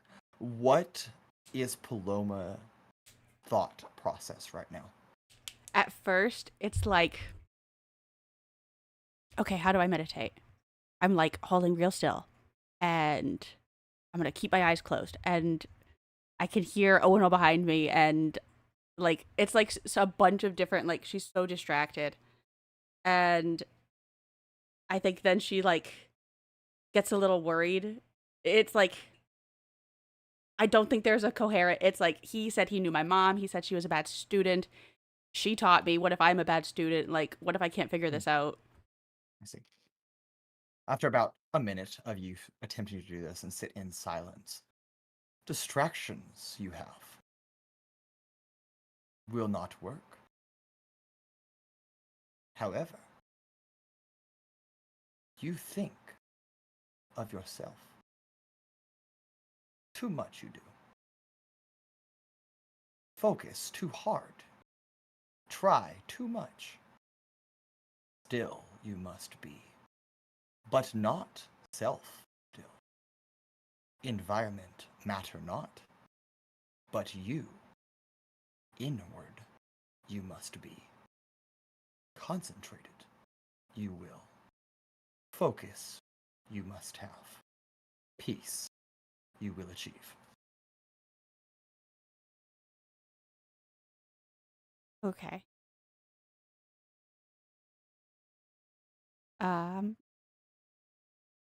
I'll try. And I'm tempted to say, do or do not, there is no try. But I won't tell you that. You already did. Mm-hmm. I don't know, I'll try again. Okay. Try to hit him again, or No, I'm gonna try and like, Okay. I'm gonna try and shut up the voices. Okay. You don't have to roll for that. Okay. You can just sit in stillness. Describe the process, though, as you attempt to do this. I think it starts by her having to like physically, like she is like squeezing her eyes shut, and she is having to like physically control her breathing and attempt to like wrangle her own thoughts. And then like, I think at a certain point, once she's focusing so hard on focusing that like at some point it just like she goes. It's like her brain shuts up and she's able to just like breathe and be still. First test you have passed.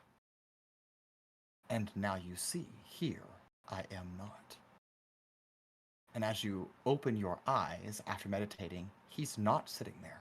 He never Okay, was. but question: what does Owunul see through this whole thing? Owunul, you still see that he's still sitting there. What?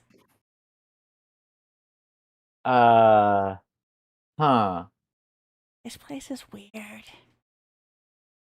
In courtyard, you will find me. As said, I did first. When did Okay. he say that? When we first got here. When he said, you must fight me in the courtyard. Mhm. I literally said that when she started punching him. But you're not here, so. I know. Okay, I'll go back out to the courtyard. Okay. Oh, Move back out to the along. courtyard. And find Master Elngale standing over one of the meditation pools, still sipping tea. And there is a ring on his finger that is casting some kind of thin thread of magic that just kind of drifts into where you were. Seem to be maintaining some kind of major image, which is basically an illusion spell, but much more powerful. Major image my ass. Yes. That's Welcome, Paloma.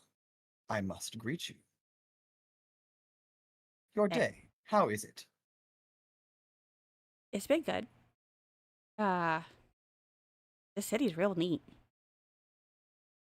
Taken liking, you have. Yeah. Been here not long, you have, though. Oh, we just got here today. How do you like it, though? Like, how do I know I like it since I just got here? Or Perhaps. Your heart. Answer the question, you will. Refusing to clarify does not make you wise. Distraction, you are. You're just now noticing? pretty good at that. It is literally my job title at this point, let's be honest.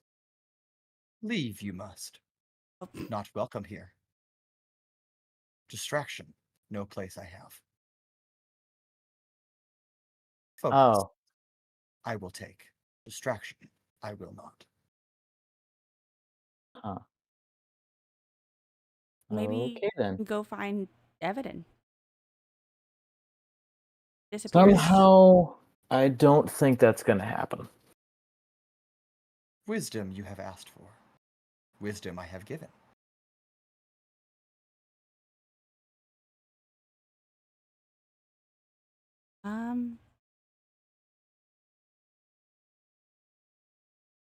I guess I'll meet you back with everyone else. Yeah. Wish to study, shall you? Sure. Yeah. And friend, wish to study he does? Maybe. I don't know. He can if he wants. Bring friend, why did you? Just, we kind of decided, our group arrived and decided we'd split up and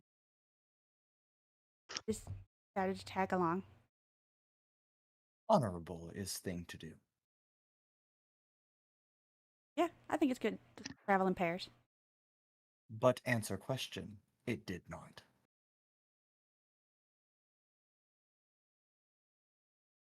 Your name, what is it?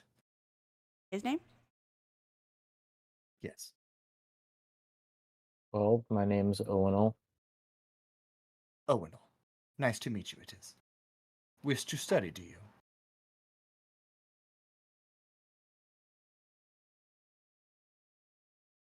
Never been good at it, but I'll try. Good at studying, all are. In their own way, they are. Distracted are you. By what troubles thy heart? Are you talking to me? Yes.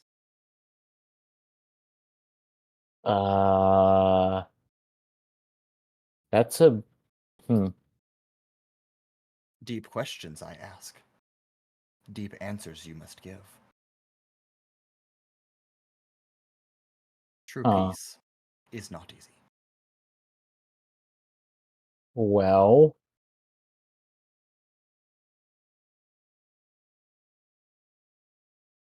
Huh.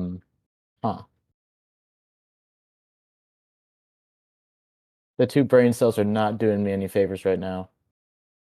Well, I guess I've been having strange dreams lately. Those have been kind of bothering me. I feel like I Dreams need to have get out. meaning. I feel like I need to get out there and do something. Like the dreams are trying to tell me what to go and do, which generally ends up being just protect people who need protecting. Prophecy you have. Perhaps. Your guess is as good as mine. Maybe better. Not guess.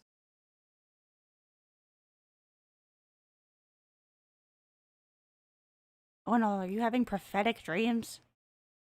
I mean, it's really starting to seem that way because it's like these dreams are weirdly vivid. Like I shouldn't be able to feel what's going on as deeply as I do.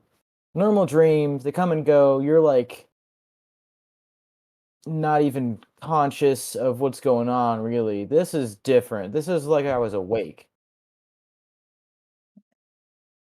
Religious you are. Uh, Religious you are not. But study here you both shall. Oh, okay. oh, cool. Is that it? Did we get in? Did we do it? Did we do it? Did we do it? Please. Your rooms, students shall show you. Oh, like Are we we have to staying stay here? here? Or can we like Stay commute here here? you may. Commute is fine. Okay. So what you're saying is I get to talk to the 9-foot orc guy who broke my pinky again. Let's go. Also, you never said, but I was anticipating damage from that. No. All damage. from my pinky getting broken? No. Nothing? Nope. Oh no, doesn't need his pinky, confirmed. It's just emotional. Yep. And I don't know how much more time is between like now and when the ferry shows up, but Right. I guess You I'll just like spend- explore the island and stuff. Okay. The 2 of you spend a great deal of time discussing with Master Elmgale, figuring out what studying here looks like. He shows you different ways that you can take on studying, not necessarily that you have to sit and read a book, that you can study while meditating. You can be at peace, both in fighting and while studying. And that meditation is more of a self-reflection than it is of a study time. And he's just teaching you how to be self-reflective and consider your own life and how you get to certain things and how to consider choices and their consequences and so on and so forth. He allows you free time to explore the island, does not pressure you into any particular lessons, telling you over and over again that lessons come when they will. But as you explore the island, there is an old, on the verge of abandoned tower. Looks to almost be like a clock tower, without the clock faces, though. There's just a bell tower. I wonder if it's... Oh, I was gonna say I was gonna wonder if it was a lighthouse or something. It can double as a lighthouse. But it does seem to be pretty empty. There's some of the students have made like little nooks for studying. So though its exterior conveys more of a rundown look, its interior is a little bit more cozy as dim lantern light welcomes you, gives you multiple places to sit and enjoy a little bit of peace. And from the top of the tower, you can look out onto at least the lower portions of the city of Oceavester and Hydroxyl'vexen, and then beyond that, see the steps that rise up. And you now, unlike when you first arrived, get a full view of these massive cities. Definitely larger than Provenere. Not quite double the size, but bordering that. But you spend time in peace before 6 o'clock sharp comes, and you must return to Harker to board your ferry and return to shore. But with that, we still have one other person to follow, and that will be Rancor. And what picks up in lieu of that afternoon. But we'll go ahead and take our break first, and we'll be right back. So don't go anywhere. We'll see you all very shortly.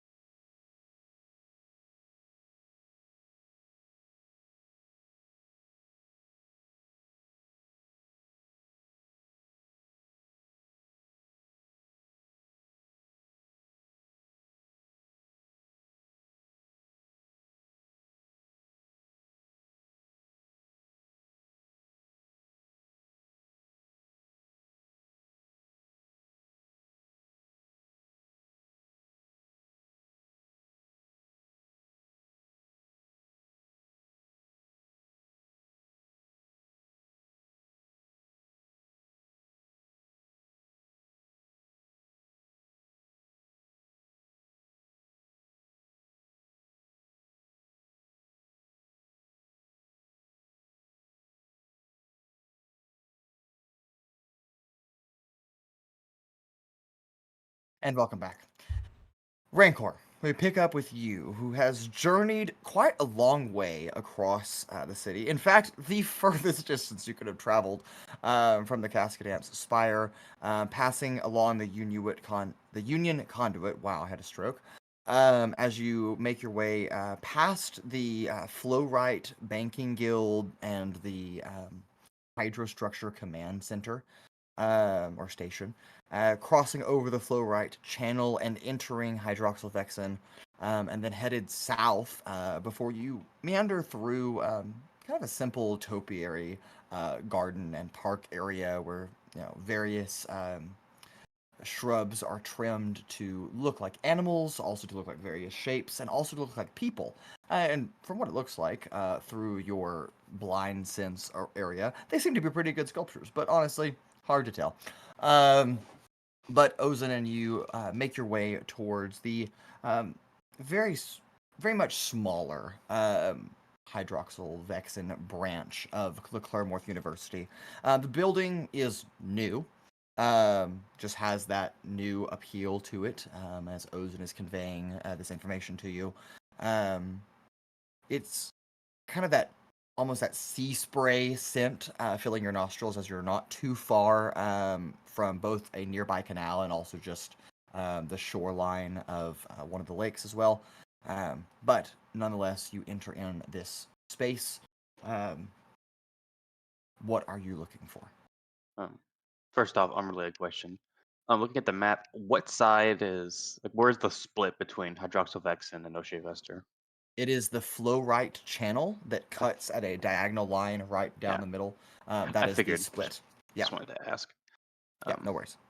All right, well, going in, I will attempt to look for a library. Cool. You find, easy enough, find a library much smaller than what Altrix saw previously at the Collegium Tidal, but a library nonetheless, and also quite a great deal smaller than what you found in Provenere when you were there. But a small collection of books, maybe 5 or 6 bookshelves in here, filled with more basic knowledge for just dedicated to studies. But if you were looking smaller, for I wasn't expecting astronomically smaller. Yeah, 5 to 6 bookshelves. Okay. Yes. Well, I guess to start, I will look for anything containing bright bright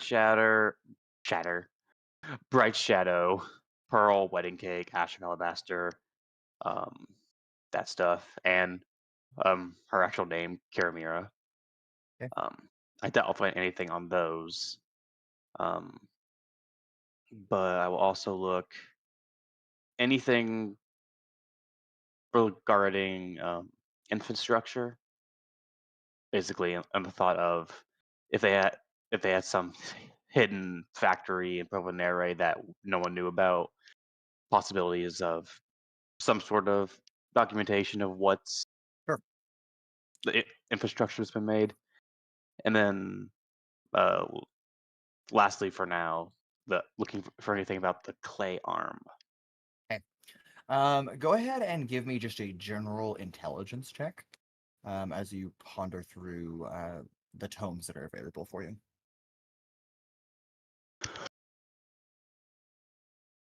Dan dies. Dude, I've been coughing all fucking session. Yeah, I know. General intelligence, 13. 13. Nothing on like you said, nothing on Kiramira or the or her pseudonyms. But and also nothing on the clay arm in this particular library. You come to the conclusion that if you're going to find more historical outside of typical studies, just knowledge, you'd want to check a more profound library. Likely the Collegium Tidal would be the place to search for that. However, in regards to infrastructure, there are a few old engineering tomes that not per se actually detail the infrastructure of the Twin Reservoirs, but more discuss how it was built. The general gist is that Oceavester has existed on Fenorbia for as long as Fenorbia has existed, probably. it was the original capital of the Fenorbian dynasty, which is the predating entity, governmental entity, prior to the rise of the Union of Fenere, or the Alliance of Revius, or even Ascapia. And so Oceavester is old, and that also is what likely the archaeological dig sites that you passed by on the way here, that's likely what those were, is uncovering the ancient remnants of the old city of Oceavester. Hydroxyl'vexen got added on, still a long time ago, but not nearly as old as Oceavester is, as the city continued to grow. Almost kind of like a schism occurred between some of the political elite. But that's just the general history of the cities. They call it the hydrostructure, is what the infrastructure of the Twin Reservoirs is called. That being named so because it is a massive collection of aqueducts, of pipeways, of underground channels, of above ground canals, and various locks that control different tide levels between the two lakes. And so you get more of a general feeling of how all of it works and how it was built on, and in the notion that it is like the city of Venice, that it has just been built on and then built over and built over, and they just keep building more onto it. And so now it's such a complex system that no one dares try to recreate it because it is so thorough. That being said, what you're looking for in particular is that it is very possible that there are plenty of mishaps that weren't recorded properly, as engineering may have been skipped over in certain areas, documentation wasn't properly provided. We're talking thousands upon thousands of years of engineering that's just been overlaid, and so the chance of there being a secret facility somewhere is not even likely, it is almost guaranteed. And there are probably hundreds of them that have been, skipped over, underground chambers, old factories, that have been just buried under the massive, continually evolving infrastructure that is the hydrostructure of the Twin Reservoirs. The only other thing of note that catches your eye while reading this book here is that there is a reference to a tide moat, Tidemote, a tide moat. It is some kind of crystal. The sketch that Ozen is conveying to you, it looks similar to an Arcanist gemstone, but it's not quite the same. And it basically just explains that these are fundamental in controlling the amount of water that flows through the Twin Reservoirs, but it doesn't go into much detail beyond that. Okay. So that wasn't too helpful. Oh, well. I mean, I figured there would be some sort of underground system, but knowing it's a needle in a haystack doesn't Yeah. help.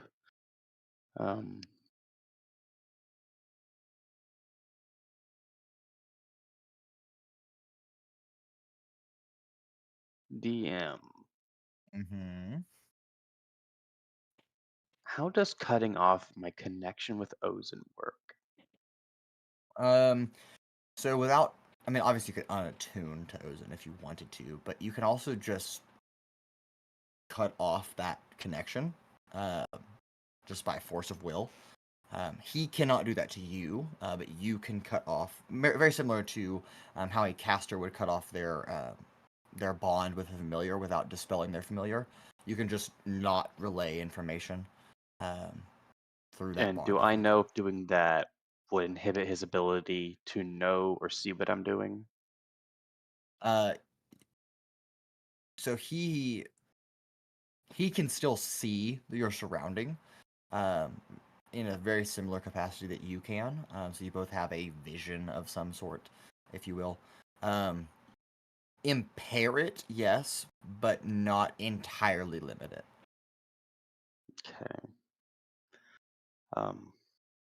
I would like to, as nonchalantly as possible, because he's in cane mode. Yeah. Kind of like prop him up like against one of the bookshelves, as like I'm going and looking for more books. Okay. Cut that connection, and try and find any book.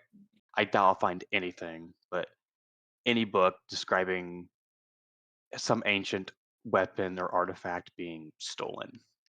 Okay. Similar to Make what Arel told me. Yeah. Make another intelligence check. Can I get myself guidance?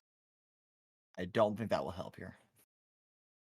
Are you saying because it's such a high roll, or I am saying that it's not a DC you're trying to meet. This is more of what are the chances that a book like that is in this area.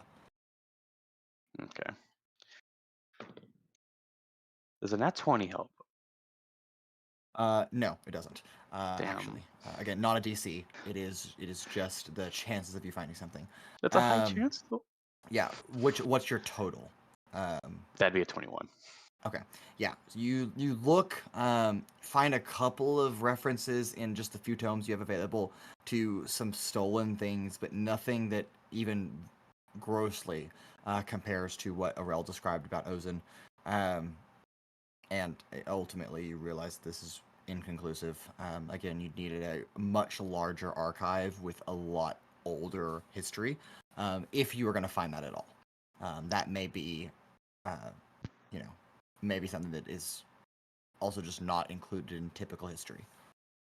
So what I'm hearing is I need to leave and pull a Altrix and go where he went. Maybe. Gonna pass Is each there- other on the road. Yeah. Is there anyone here? Yeah, there Like are a few a library students. attendant or Yeah, something there are like a few that? attendants, a few students as well. You also see what appears to be like a headmaster that is kind of just browsing around the area, speaking to a few of the attendants, just checking up on them. Again, this university is much smaller, maybe has 30 people on its staff, and so this person of higher station seems to be just checking in with all of his faculty, but all easy enough to find. I'll reconnect to those and grab him, walk over to the person, Okay. and try to play it off.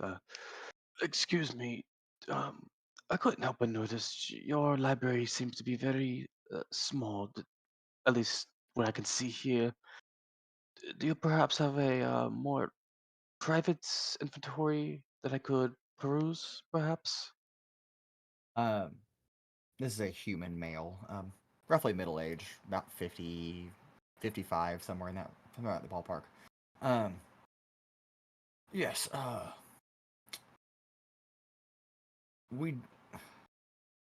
I'm so sorry to inconvenience you, sir, but we're relatively new. University's only been here and been operational for just a few weeks, and unfortunately, just no. To answer your question is no. We do not have a large collection of tomes. It is a request that I have made to my supervisor that we get more tomes available to our students for their studies, but what we've been provided with and what students and faculty have donated with in just a few weeks, I would say, is relatively impressive. But I'm sorry. So what you have here is it. Yes, unfortunately so. Understandable, but thank you. Of course. Normally I would insight, but I'm not going to bother. Well, I guess with that I will go look. What the name was the 14. Collegium Tidal. That one, and then probably Yes. pass Altrix on the way. You do. Actually, passing once again through the topiary garden and towards the factories. Obviously, Altrix doesn't notice you because you're disguised. But Rancor, you notice a very familiar blue dragonborn that's just clanking down the street, book in hand. But Still sweating bullets. yep, been walking for half an hour and still sweating bullets. Do you have sweat glands? We've established that they do. Yep. Several times. Dragonborn sweat. Don't think too hard about it. Yeah. I don't think. It's underneath the scales. Yeah. I'll just walk past Altrix, and keep going. Not gonna say anything. No, normally I Just would gonna have let me Ozen. go to the shitty library. Normally I would have Ozen talk to him like telepathically, but as I told you before, I have not spoken with Ozen since that night. Yeah, fair enough. Okay. Um, I will have you, Rancor, roll a deception check. And Altrix, you can roll insight for me. Oh, okay. For what? Like just passing by him? Yes. Let me Well, see not if that- rolling that die.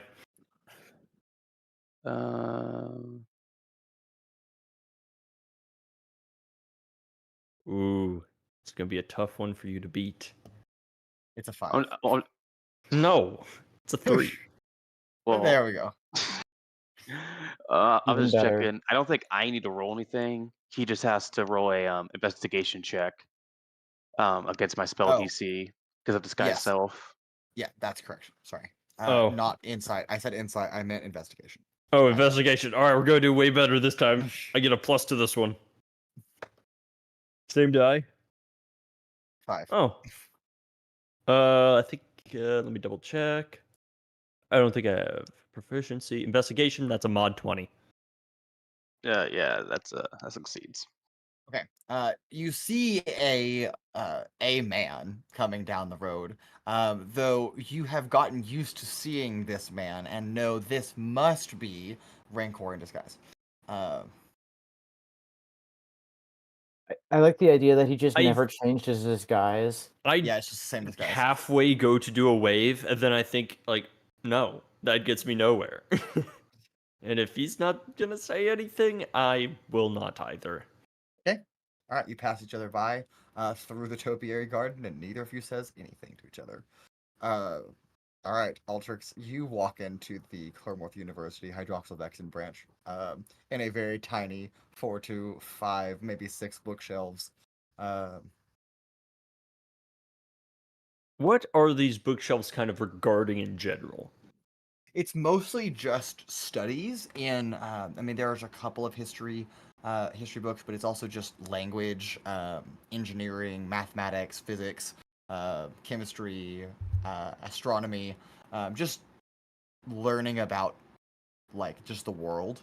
And it's more of those type of studies. Very few fine arts are included in this catalog. Mostly STEM related subjects. Gotcha. I'll check out some of the history stuff. You know, again, looking for any signs of that symbol, and because it is on my mind, looking in to see if there's any more recent history regarding one Grand Magister. What's his nuts? I don't recall his name off the top Did of you my just head say right now. what's his nuts? I don't recall his name. Yes.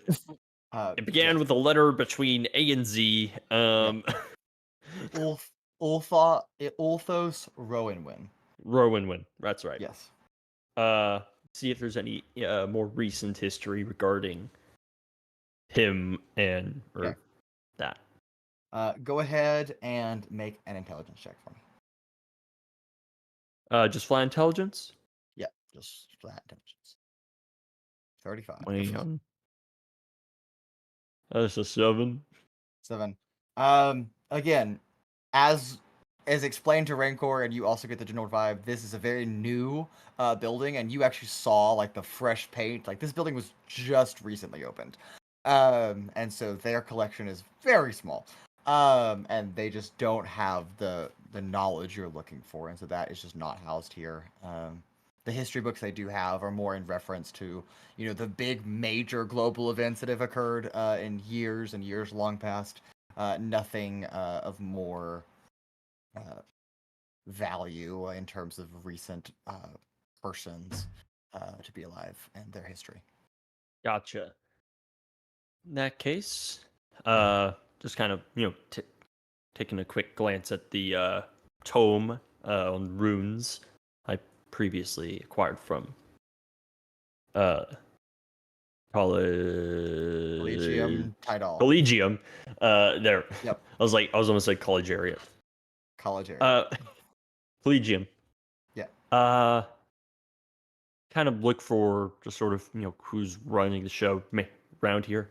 And I would like to ask them about where I could see about gathering certain magical materials, most predominantly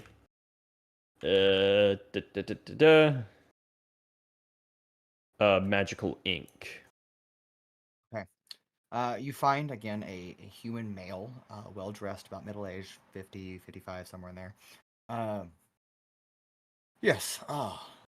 First of all, let me introduce myself. Are you a prospective student? I wouldn't use that exactly. Then a fellow gatherer of knowledge. Yes. I've been to the previous the main establishment, Provenere. Just figured. A traveler. Yes. I was wondering. Just all my travels, just been needing to expand my knowledge of certain fields, and I was wondering if perhaps, as a fellow academic, you would know where I could acquire magical inks here in Oceavester and Hydroxyl'vexen. Of course. Yes, I'm quite familiar with be able to help you. First of all, my name is Headmaster Drinwick Malford. However, my fellow faculty and students call me Drin. I, unfortunately, am not a wizard. I'm not much of a spell person. More of an engineer who has now become an educator to educate students on the prospects of engineering. But, needless to say, if you visit, if you're looking for something more exotic, likely magical ink, you can find it either in the Puddle Jump Bazaar, or you may also probably find it in the Hydro Spring Square. Both of those markets would likely carry what you're looking for, if you are in the business for scroll making or rune carving. I see. I think that should cover my matters here. Thank you for your time. Of course. One last thing before you leave. I do not, unfortunately, we do not offer courses in that exact field at the moment. We are more of a legal, engineering, mathematics, physics, chemistry. That is more of our pursuit of knowledge at the moment. However, it would be ill of me to not recommend the Collegium Tidal, although as much as I dislike my fellow competitors in academia, I must recommend that at least they offer courses in perhaps the pursuit of the field that you're searching for. Wonderful. Well, I do not mean to keep your time. You have a wonderful day. Thank you. Altrix has a stroke. Wrong. Yeah, of course, that's a one place. That's a one place. Yes. Wait, Meanwhile, isn't that? Oh no! Oh no! Oh no! No! Meanwhile, Rancor, you've arrived after, again, almost an hour of walking outside the Collegium Tidal, which is much grander than the Claremont University Hydroxyl'vexen branch. And here, in a large rotunda, similar to described earlier, you follow a curved staircase into a very massive library, likely twice the size of what you saw in Provenere when you were there at the Claremont University Library in that city. I will be looking for basically the exact same stuff. And of course, been looking for anything about Ozen, doing that same breaking connection, whatever. Okay. Go ahead and give me an intelligence check, please. Tee-hee. Can I use luck on this? Sure. I will. Yay. I will permit.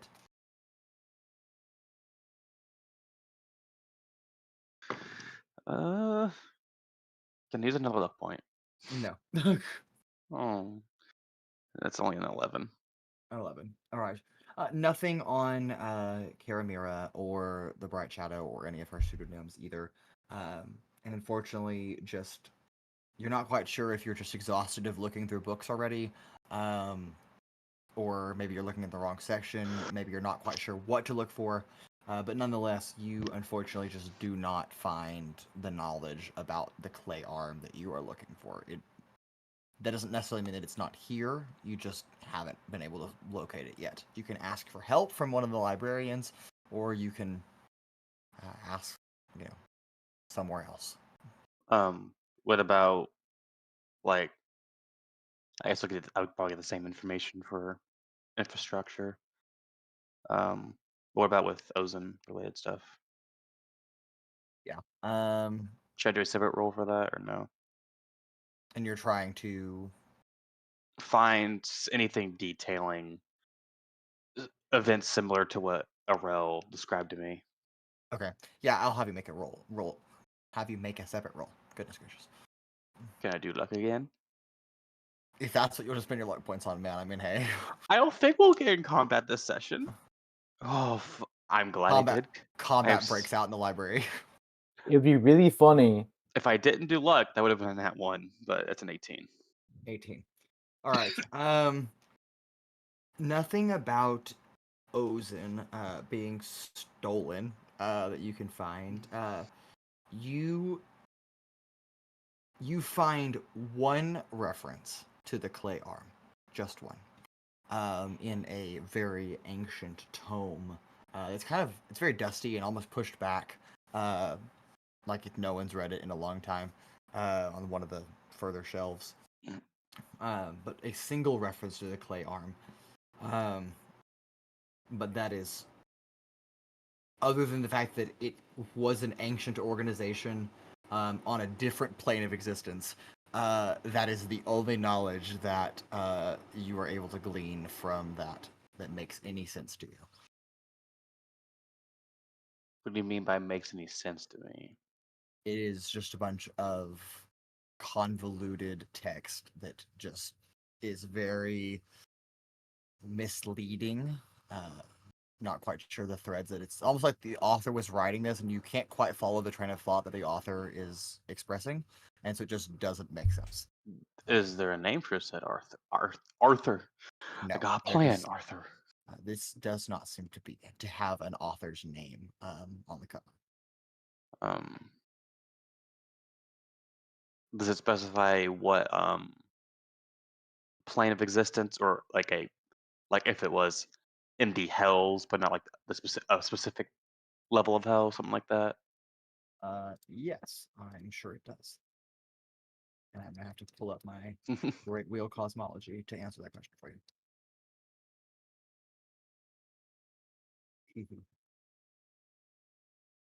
It is the plane of pandemonium. That's what I thought, but I wanted to check. Just a second. Chaos.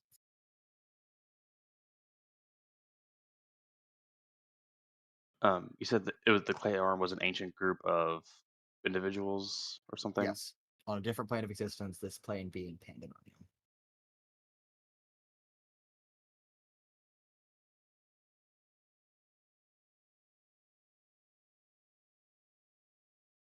Yeah, how do you spell pandemonium? Pandemonium. Pandemonium. So pandemonium. No, it's an E instead of an A. Oh. For panda, it's pande. All right. Thank you.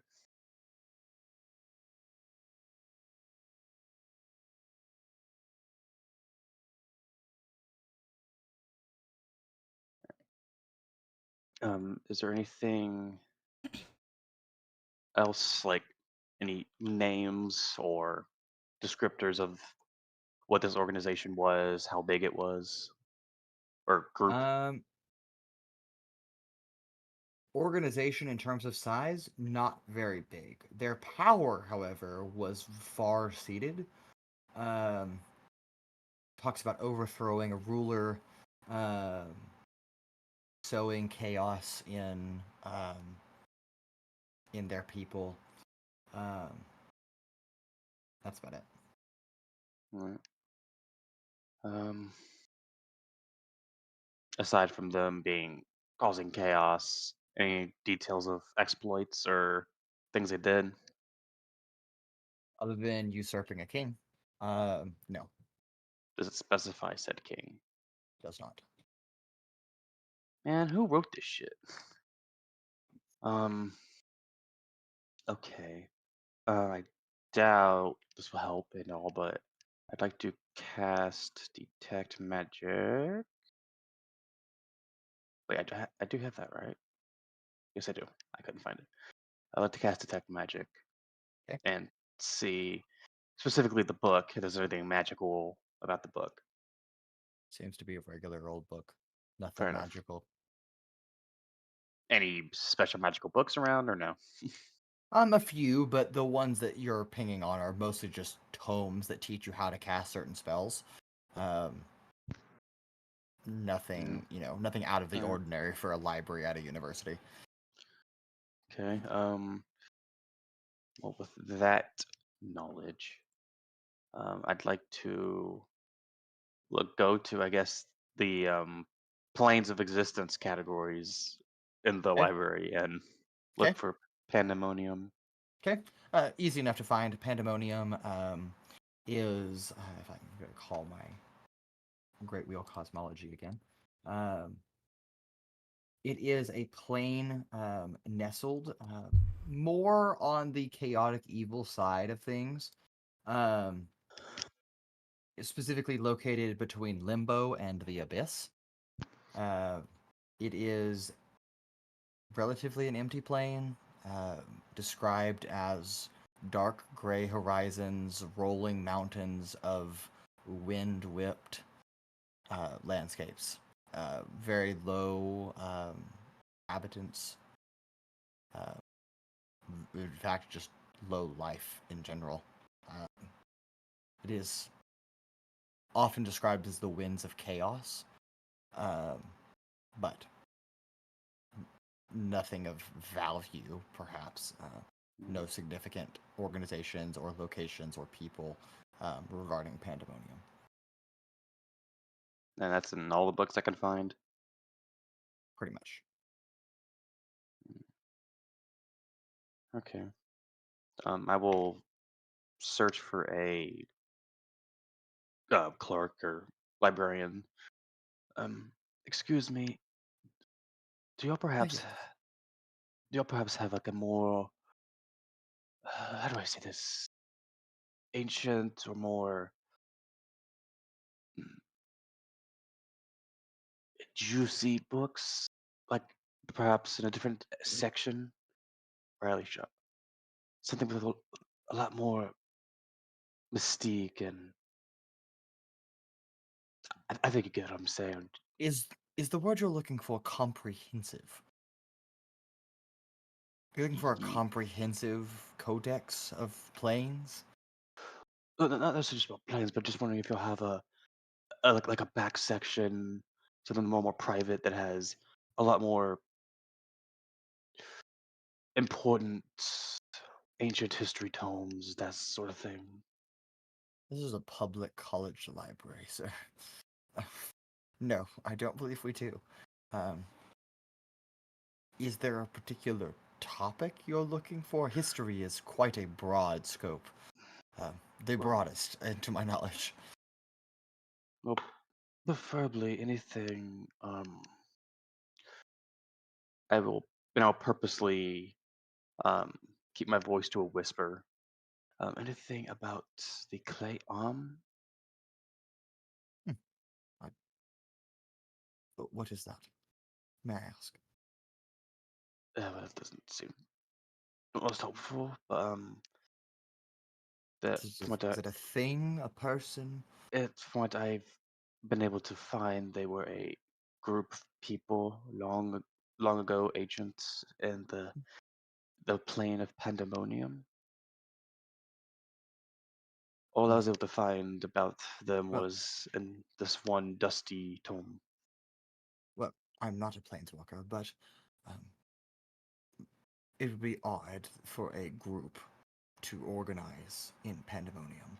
Um, Granted, the general layout of the planes of existence order is something that is not often found hardly ever, on the plains of chaos. So perhaps you are mistaken. Maybe that was not pandemonium. I will flip to the page that in the ancient tome that it talks about, and just like,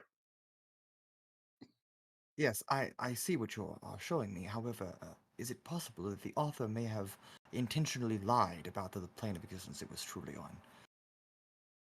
Is that it just does not seem likely that you would have a group of individuals come to power on one, a plane that is hardly inhabited by anyone, um, and two, on a plane that knows no order.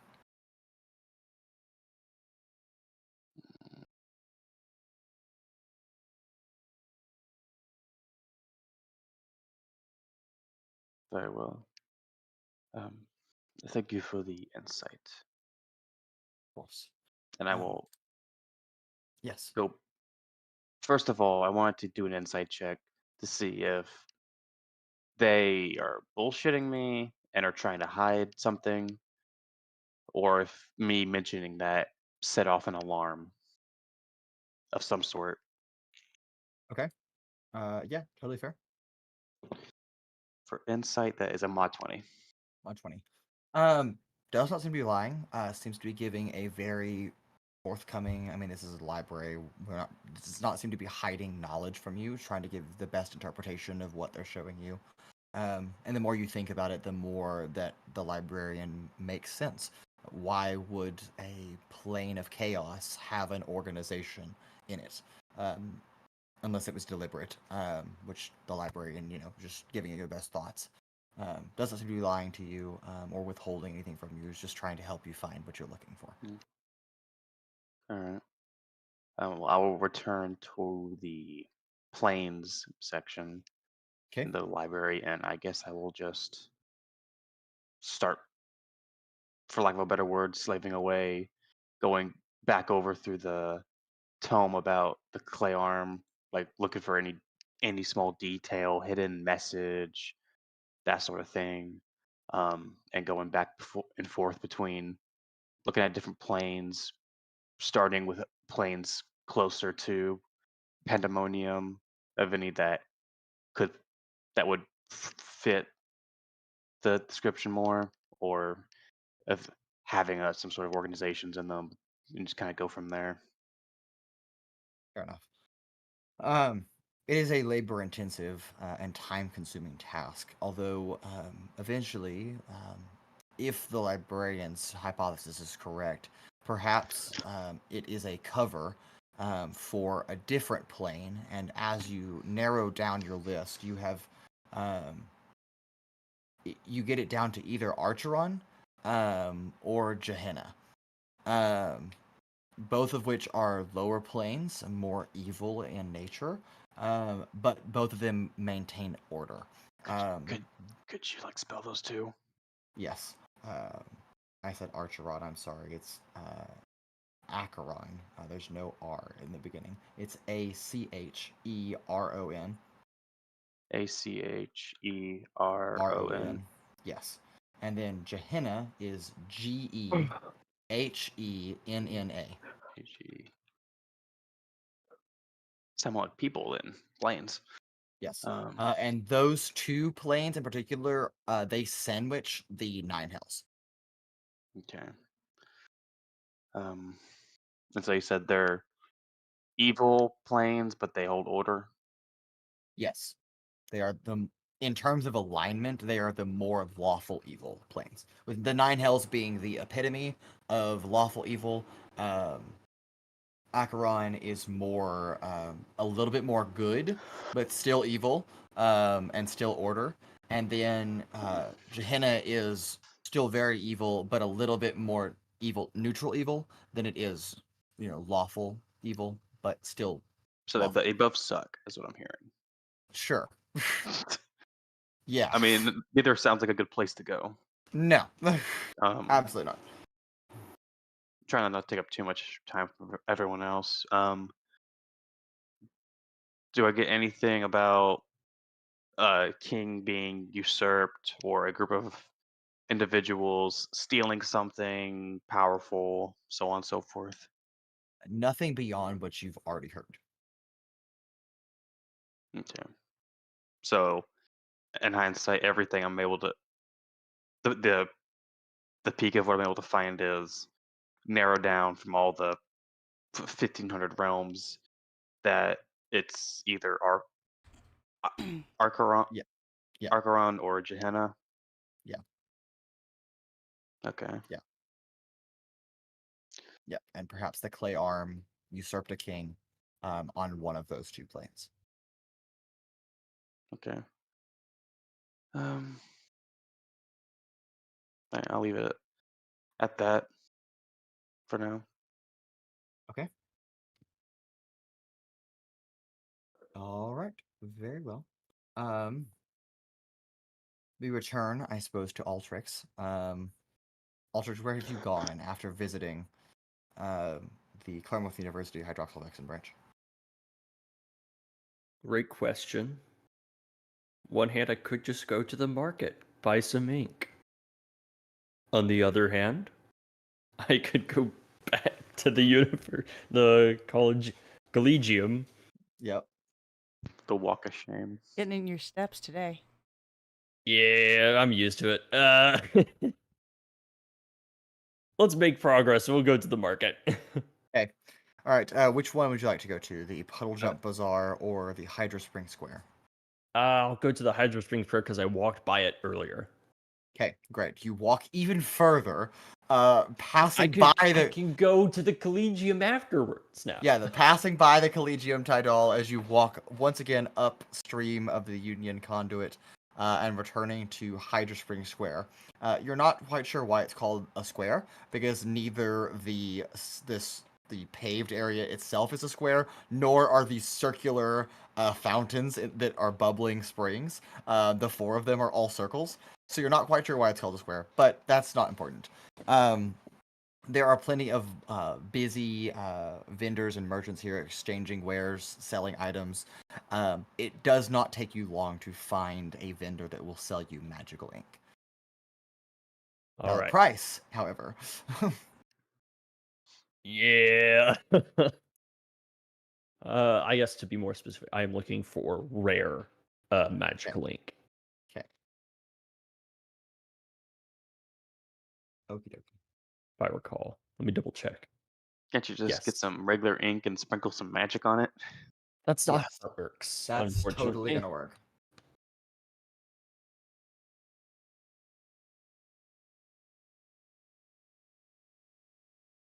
Okay.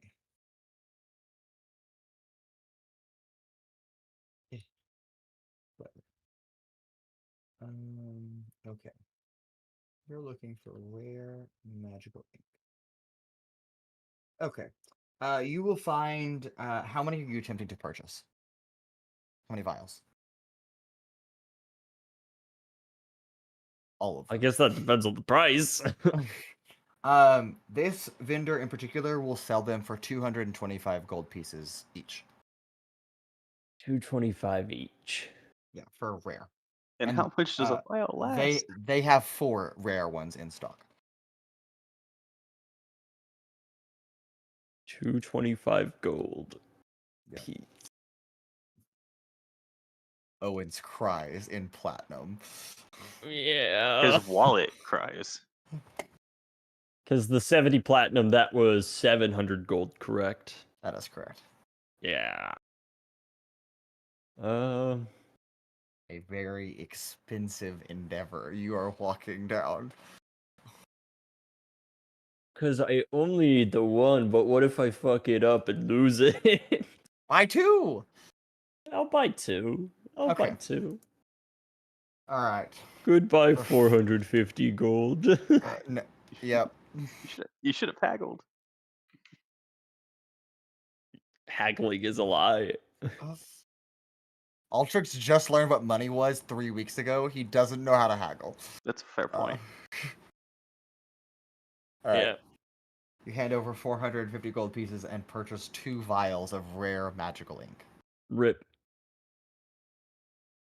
Sadness. Yeah.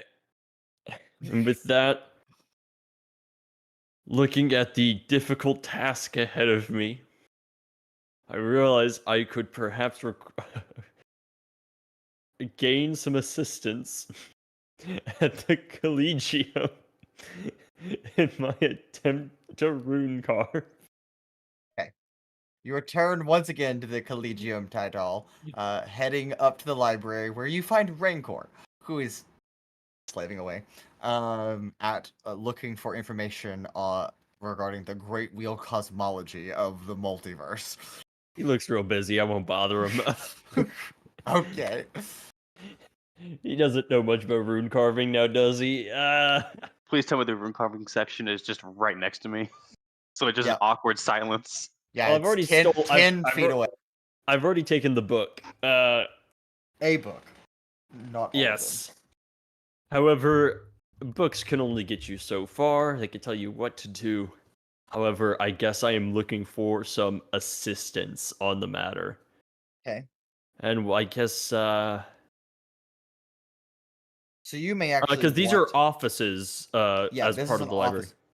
Yes, on the actual towers, they're administrative Yes. office buildings and suites. I guess I'll just try and look around and see if I can find like a rune carving professor.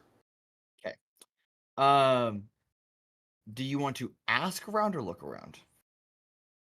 I guess if I can find again any secretary desks or whatnot. Yeah, down on the first floor of the rotunda, you can definitely find plenty of people that are willing to help you. Yeah. Oh, yes. Welcome to the Collegium title. How can I assist you today? Hi. I was just I wanted to conduct a experiment sort of with rune carving.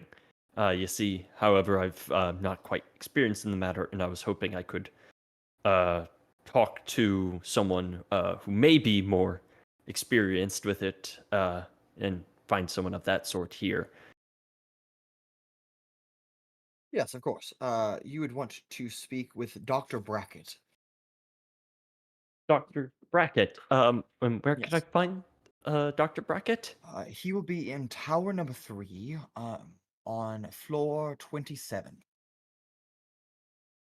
Tower 3, floor 27. Okay.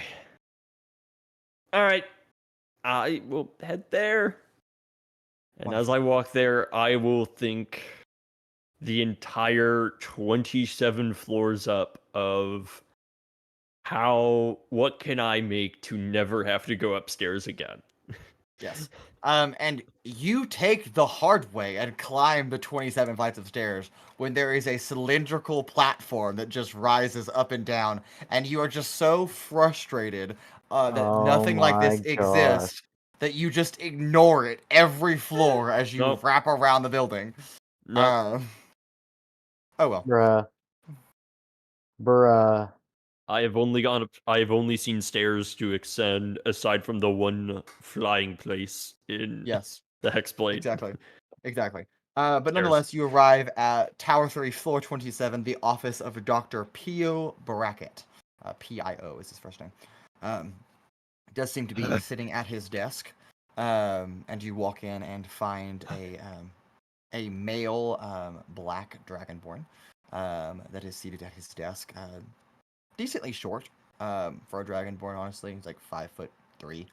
Got like big old bulky glasses on his face, like way bigger than needed, but they've got like several lenses that he flicks into place, and you can see him with like, he only has 2 hands, but there's about 19 quills floating about in the room around him that are scribbling down runes as he is scribing, a professor of runic magic. How can I assist you? You look exhausted. Long day.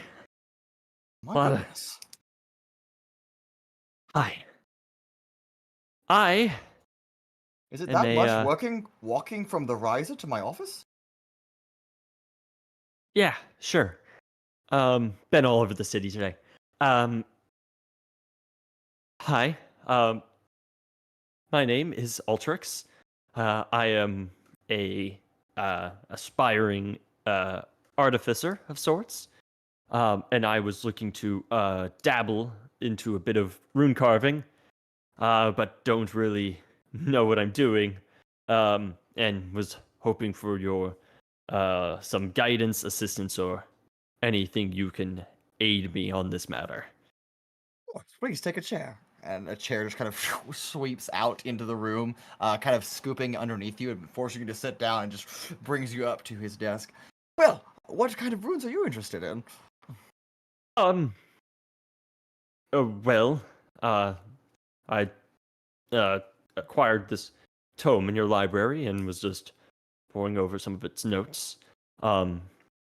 And there was at least one of particular interest about enhancing magical potential.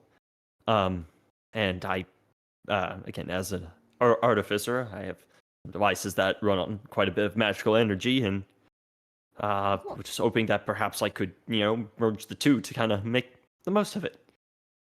Of course. Right. Are you looking at more ancient runes, or is it more modern? Well, I suppose in this book it seems to be a modern of sorts. Right, so more of an academic approach. Welcome. Well, is there any particular goal you wish to accomplish, or just the experimentation?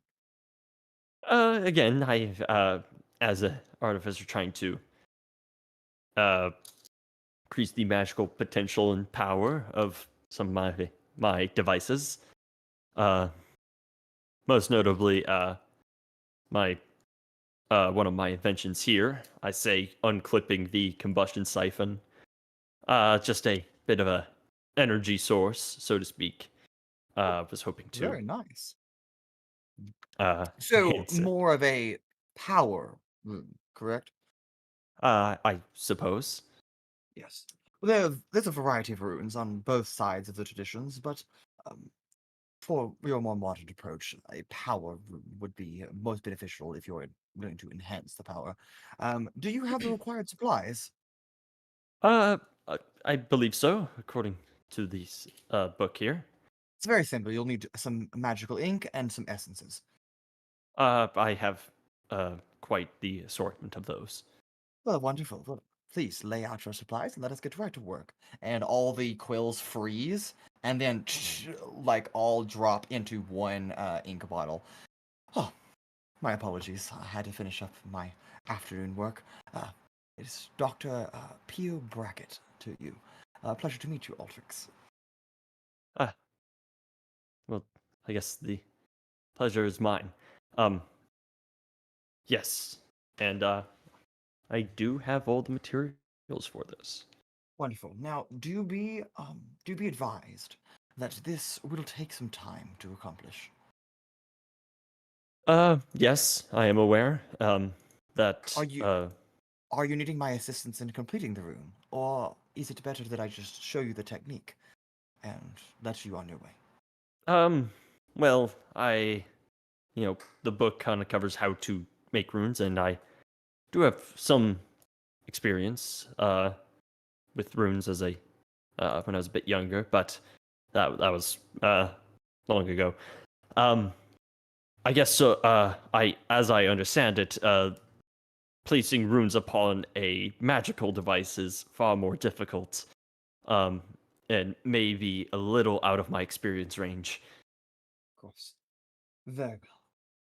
Well, runes like this do take some time to craft, but that does not mean that we cannot do it. Very well. Well, you have your supplies here. I do see that you've gathered everything, so you have done your research, I take it. But let us get to work. First, it's all about the notion of the rune that you're trying to carve. We will start with the brush strokes, and then you can actually carve them on your own. But I will teach you to do the proper brush strokes first. Order is important. in how to carve rooms. You have to follow specific brush patterns, stroke patterns, in order to achieve the desired result. And while you're doing so, you also must master the infusing of the magical essences into the medium that you are crafting into. And thus, that is why it is a time-consuming endeavor, as you are multitasking, for lack of better words, onto whatever your medium may be. In this case, today, it's parchment, but for you, it will be your engine device that you hold, I presume. But shows you just very elaborate but continuous brushstrokes on the parchment, making sure to follow a very specific pattern, and then also shows you how to infuse the energy into the parchment through the ink, and almost using the brush or the chisel that you're using as a conduit for magical energy flowing from you into whatever rune you're trying to carve. And you spend several hours here learning and practicing before you have finally perfected the ability to craft a power rune. Okay. In that case, I appreciate your assistance. Of course. Should I need your assistance, I will not hesitate to reach out once again. Of course. And I'm glad you were able to stop by, and I hope I was able to help you. Well, again, thank you for your time. I have places to be, others to meet today. Of course. So Well, I will get to that. I do apologize for taking up the better part of your afternoon, but do have a good evening.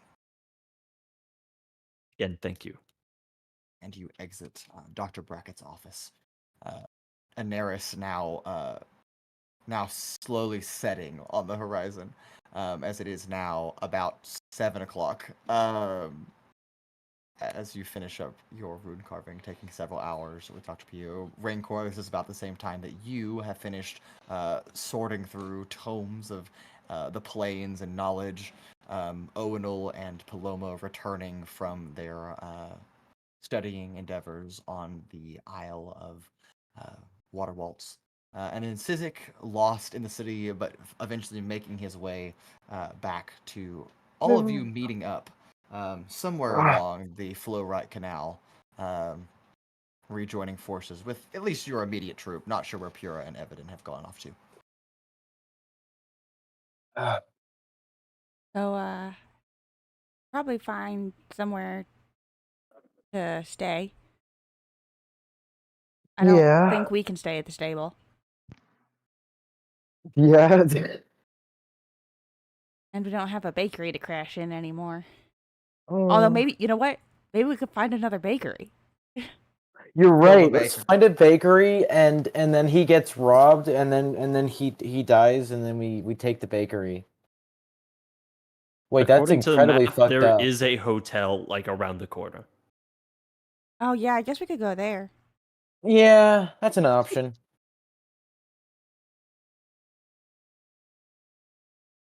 Okay. All right, so Owens, which hotel are you referencing?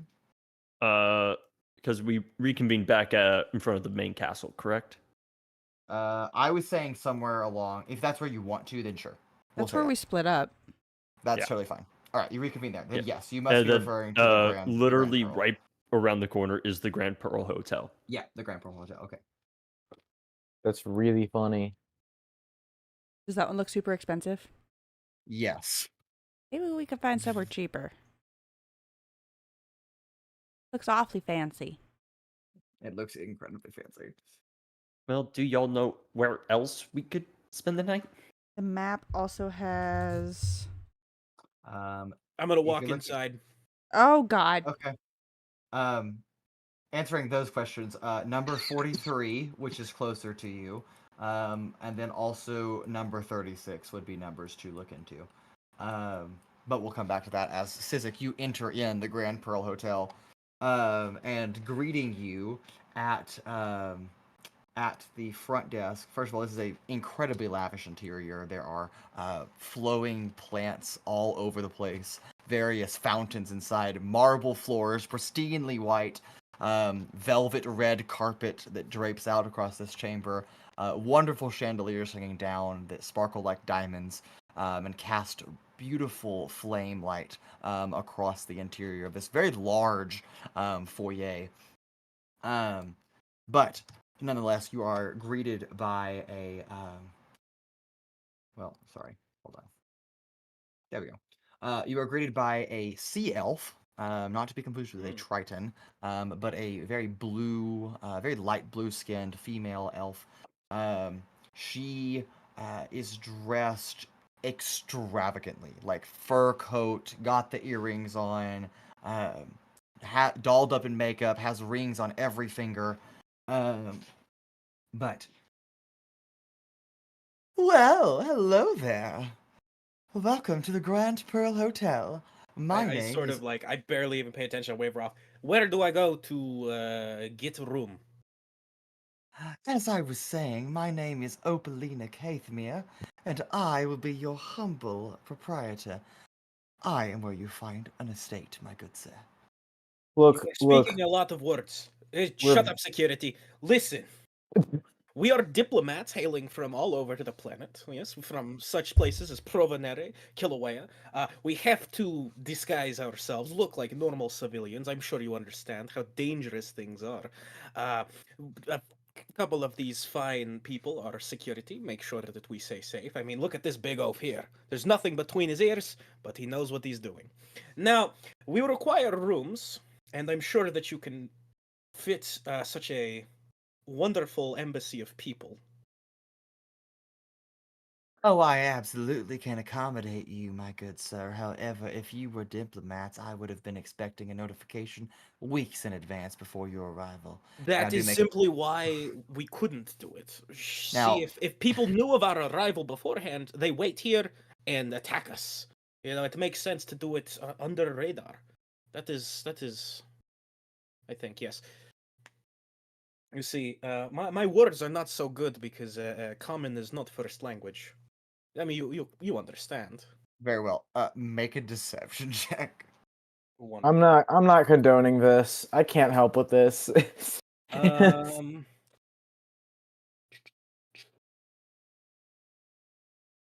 Which one do I want to use?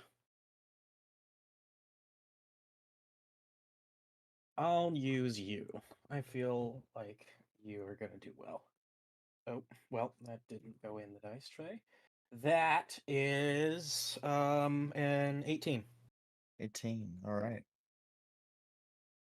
Oh, sugar, you're so sweet. You're so funny, thinking you could come into my hotel and lie about your appearances. I But don't even that's know all who right. you are. But I that's all didn't pay right. attention.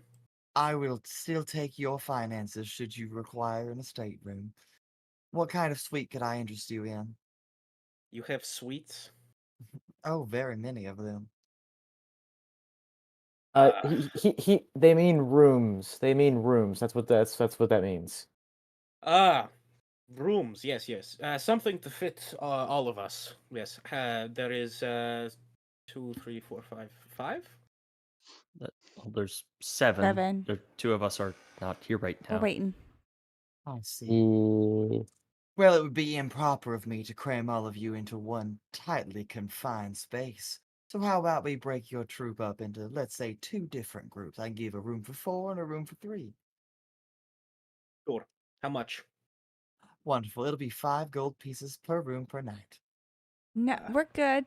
Thanks. We appreciate it so much. Your consideration. Just one night is fine. 2 rooms, you say? 2 rooms it'll be? 1 night. Yes. No, I think we're good. I just... Okay, See- you laid on a platinum piece? No, just 10 gold pieces. Okay. I'm gonna hold on to the 1 platinum. Heck. Well, We could every now do- and then you've got to treat yourself nicely. We've been sleeping in a carriage for far too long. I feel we What if only we deserve could, to sleep nice. what if we could like I feel like we could we bump that Owunul, price down a I bit. bought you a room. If you would like to sleep in a dirty I am horse trying to filled save stable, us money. as if we are not going to get more. She quietly takes the 10 gold pieces off the table, and is already reaching for room keys and is handing the two of them to you. As if we are not going well. to get more gold. Well, But we I might do not. hope you have a wonderful evening here at the Grand Pearl. If you need anything, please do not hesitate to ring the rope that is in your chambers, and I or one of my attendants will be right there with you. Do enjoy also our wonderful selection of hanging gardens and open-air parlors, or treat yourself to our wonderful Dawnberry wine, courtesy on the house of each hotel in your estates. I did not understand many of the words you said, but spasiba anyway. Спасибо to you too. Ah, very nice. Now, come now, we are in rooms, and I look at the keys trying to read the... Yes. What numbers? Yes, room 204 and 205. We're in these rooms. Yes, second floor. 2 zeros. Yes. I mean, no, if you want, you can go sleep in a stable full of horse poop. But it is your decision. I'll sleep in a room just this once.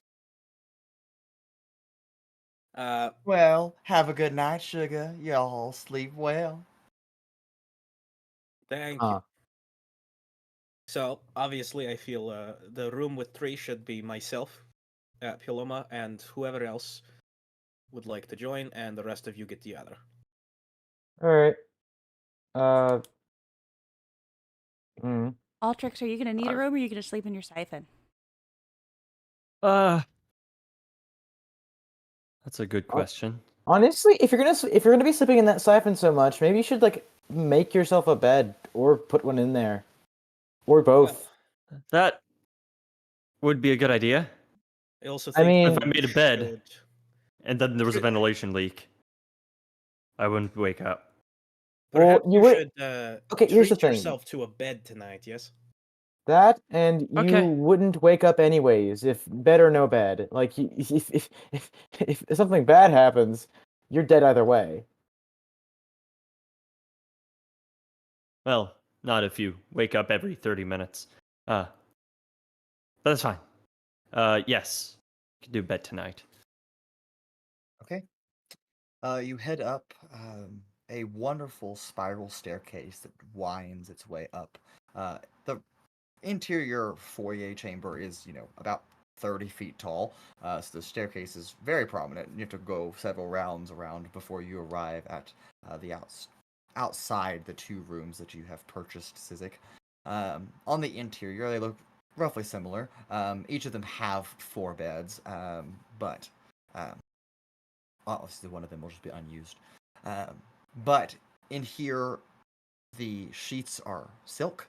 You have windows that have drapes on them, full spacious interiors, a full dining room table in this chamber set with 4 wine glasses with a bottle of with Dawnberry wine, as she mentioned.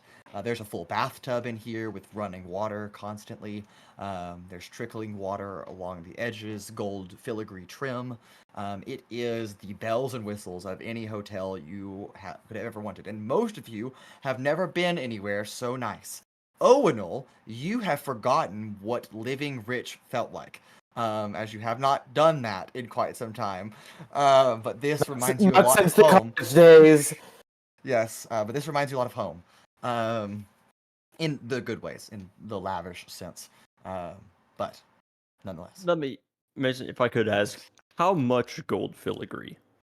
It's not real No, gold. It's like painted on there. Yeah, I was gonna say, I was gonna start say, is it scraping 10 it off gold the pieces wall. worth? No. It's painted on there. Dude, I'm gonna see that bath and be like, yes, I can finally give my clothes a real wash again. But nonetheless. Oh, one more thing. And I tap on Paloma's shoulder. Yeah. I kind of fiddle around with one of, in the backpack I've been wearing.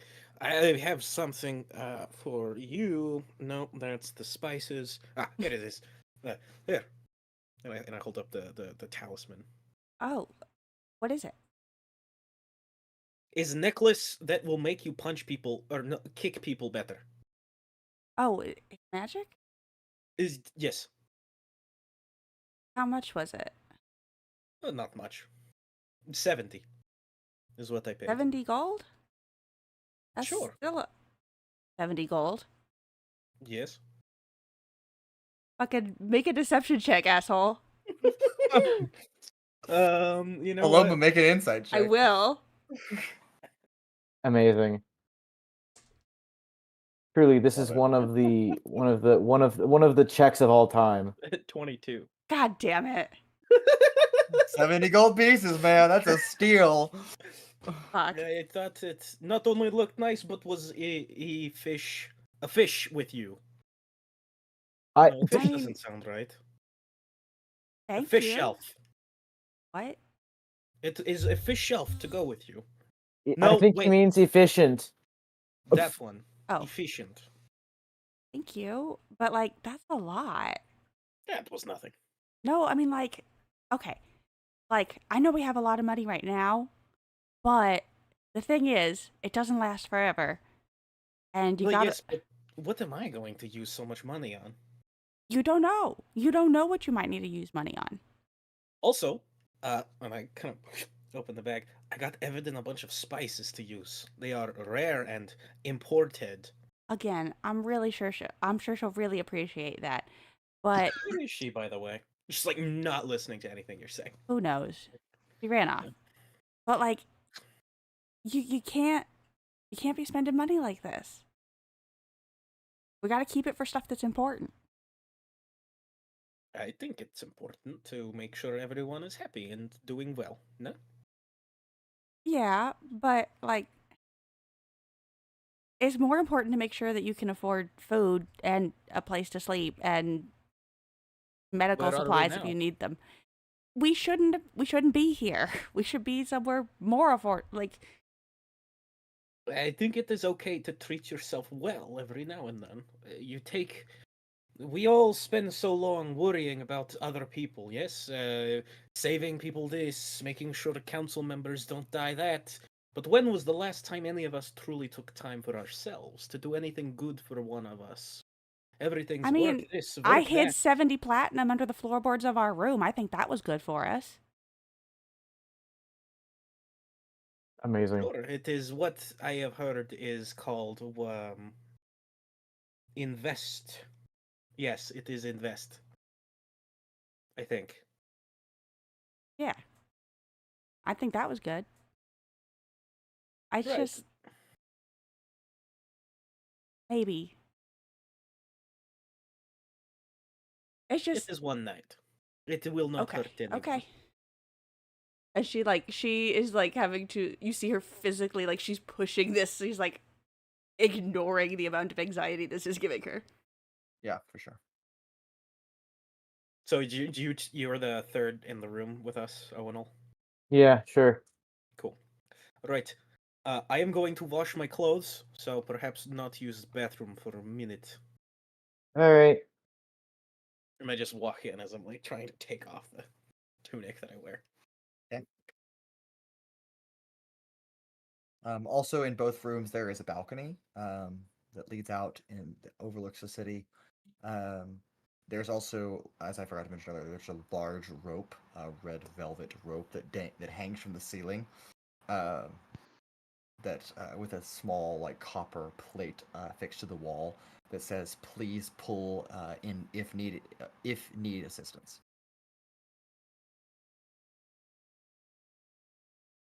Huh. So I guess that's the rope they were talking about. Yeah, probably. I don't imagine why we'll need it though.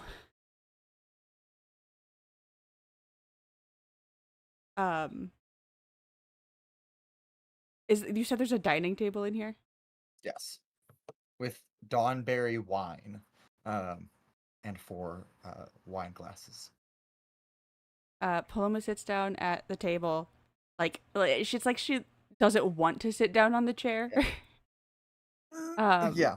She sits down at the table and pulls out her shitty ass rations and Yeah. just starts eating those at this fancy table. Amazing. Same. In the other room, Altrix and Rancor, two of you, what are you doing?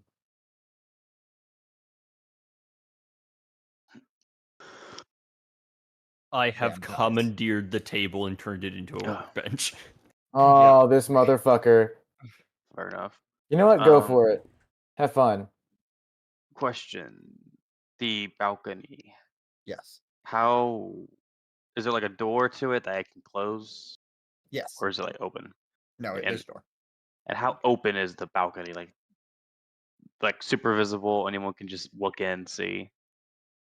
So it's got a nice like stone like railing that keeps people from on the ground being able to see in. If they were a little higher, they could probably look in if they wanted to. We also have drapes that you can close if you want to. So like, I could enclose the whole balcony area. No, not the balcony, just the glass window that looks out with the door.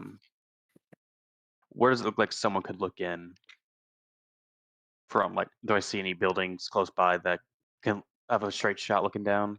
The only thing close enough to your current location that people could see from would be the massive castle that's not too far from here, although you're a little bit more on the southern side, and that's a little bit more west for you.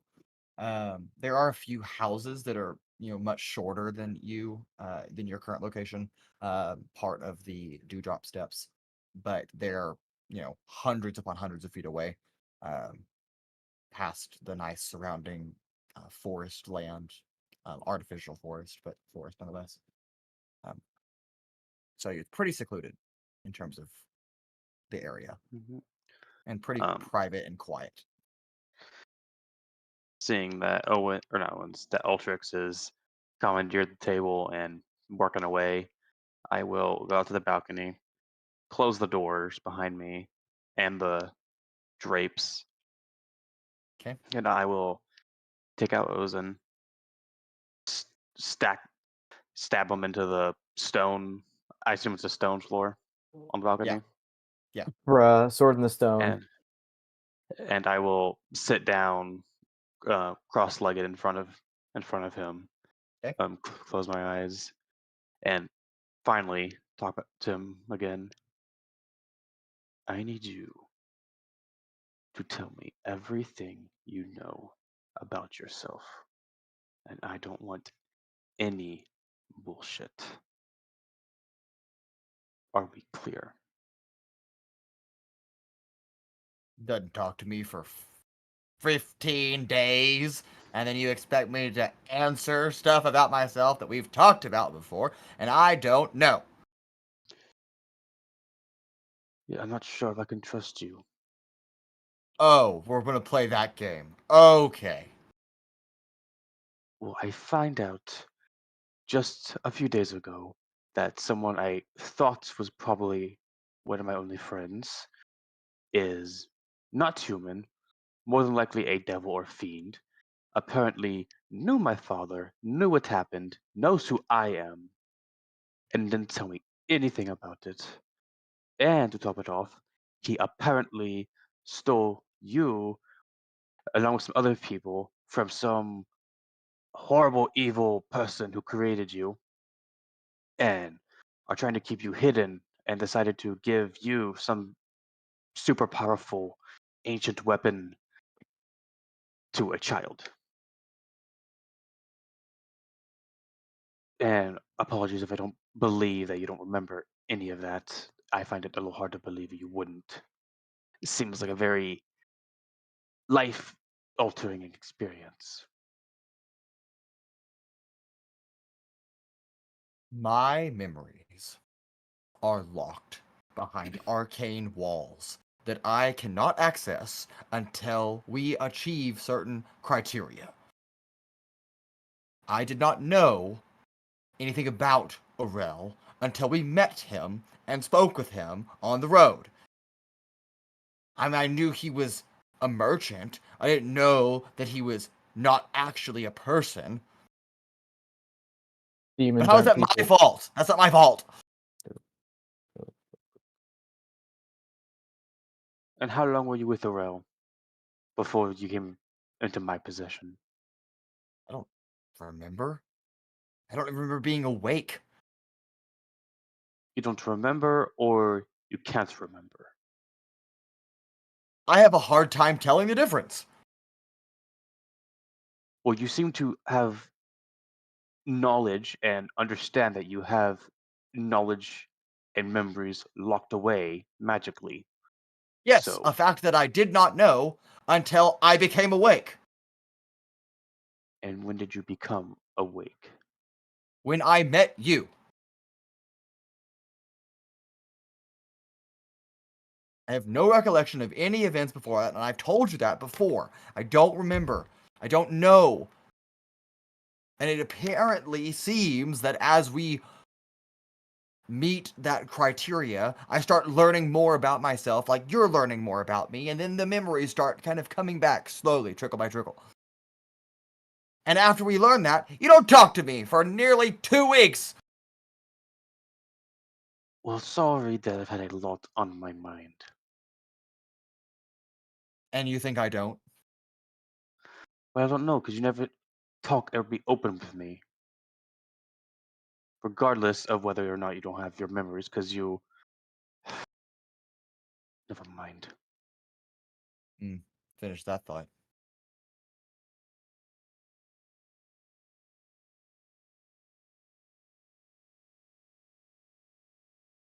Look.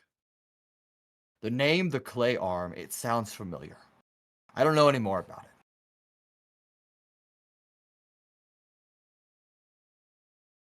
Do you think you could remember?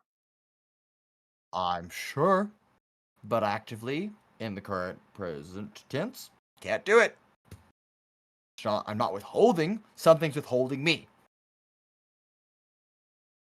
I would like to cast Detect Magic and see if I can single out this magic binding or whatever is, separate that from him, obviously. You've cast Detect Magic on him before, most likely. And obviously he pings as magical. But as you push past that generalization into more of the true nature of that magic, that is where things become super complicated, and I will have you roll an Arcana check Okay, to determine your ability to do so. I'm not too bad at Arcana. Not too bad. Do I use my last luck point? Combat breaks out immediately after. Fuck it, I'll use it. Okay. Okay, really glad I did. That is going to be a mod 20. Mod 20. Okay. Again, pushing past that generalization, you realize that Ozen is hundreds of arcane spells constantly overlapping each other and rewriting each other. It is a vast, complex network of spellcraft that you have never seen before. Something so advanced that it has to be otherworldly. Has to be something from somewhere else. And so, clarification, that's just him in general, or is that that's just him in general. Gotcha. The nature of what is binding him from realizing what or who he is part of that immensely complex network of spells. And it is practically impossible to sort through which one is solely responsible, as everything is changing. It's like ruins embedded within themselves and constantly changing and flickering and rewriting and overlapping and intertwining and then disappearing and reappearing, and it's a constant cycle of basically barring him from growing. It does not look familiar to the book, if that is your question. God damn it. Yeah, different from that, vastly different. A similar concept, I guess, but the style of runes are very, very different. But even with a mod 20, it is not possible, to your knowledge, to determine what is responsible for keeping him like this. It just is the way it is. and you're pretty certain that dispel magic would have no effect on something this complex, as it is just a simple spellcraft, and this is something too complex for that. So I can identify that there are magical pieces in here that are binding him. I just can't identify which ones they are outside with everything else in there. Yes. Right. Okay. Yeah.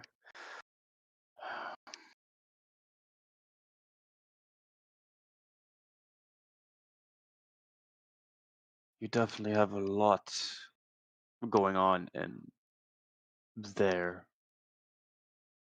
Thanks.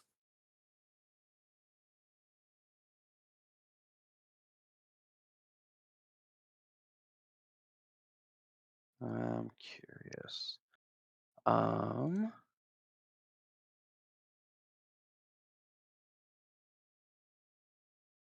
I would like, while keeping detect magic up, can I have Ozen use his soulbound strike? Okay. And doing that, I want to keep an eye to see if I see any particular magic lines, nodes react when he does that. Okay. You note first the hilt kind of alights with that faint bluish hue, and then the blade on both sides, just these runes start to alight in unison, going up towards the tip of the blade,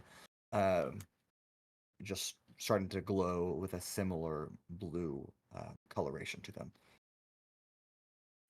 I was just talking about in the detect magic view Yeah. anything like Those runes are different than what you previously saw. That's binding him to whatever his nature is.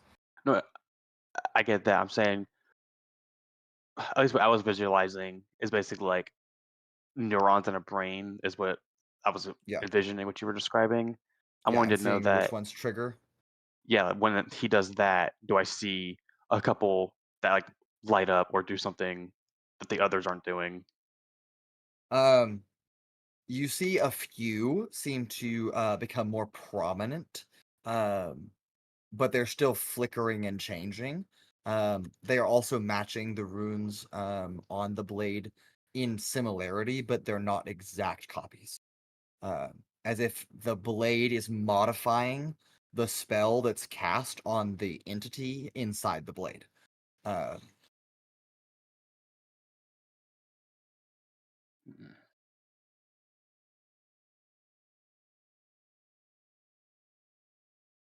Uh, There's also, and I'm sure you've known this already, but it's also very apparent when you're looking at these runic bands that there is an entity trapped within the sword itself, and the magic of the sword is keeping that entity locked inside. am I able to see or like find where the entity is housed, or is it just It's the sword? Yeah, it's just the sword, just the blade itself. The whole sword. You know that whatever is contained in here is powerful, but you don't know how to access it or reach it, because whatever magic is keeping a barrier between inside of Ozen and outside of Ozen. Okay. Hmm.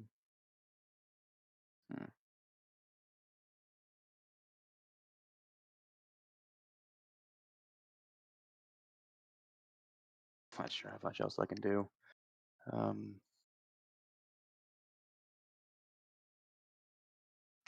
I able to divine sense in this vision to see if I can identify what the entity is? Unfortunately, those runes are blocking your attempt to sense through them. Hmm. And these runes are the same, like unworldly, can't understand what they are, sort of thing. Yes. Okay. Um,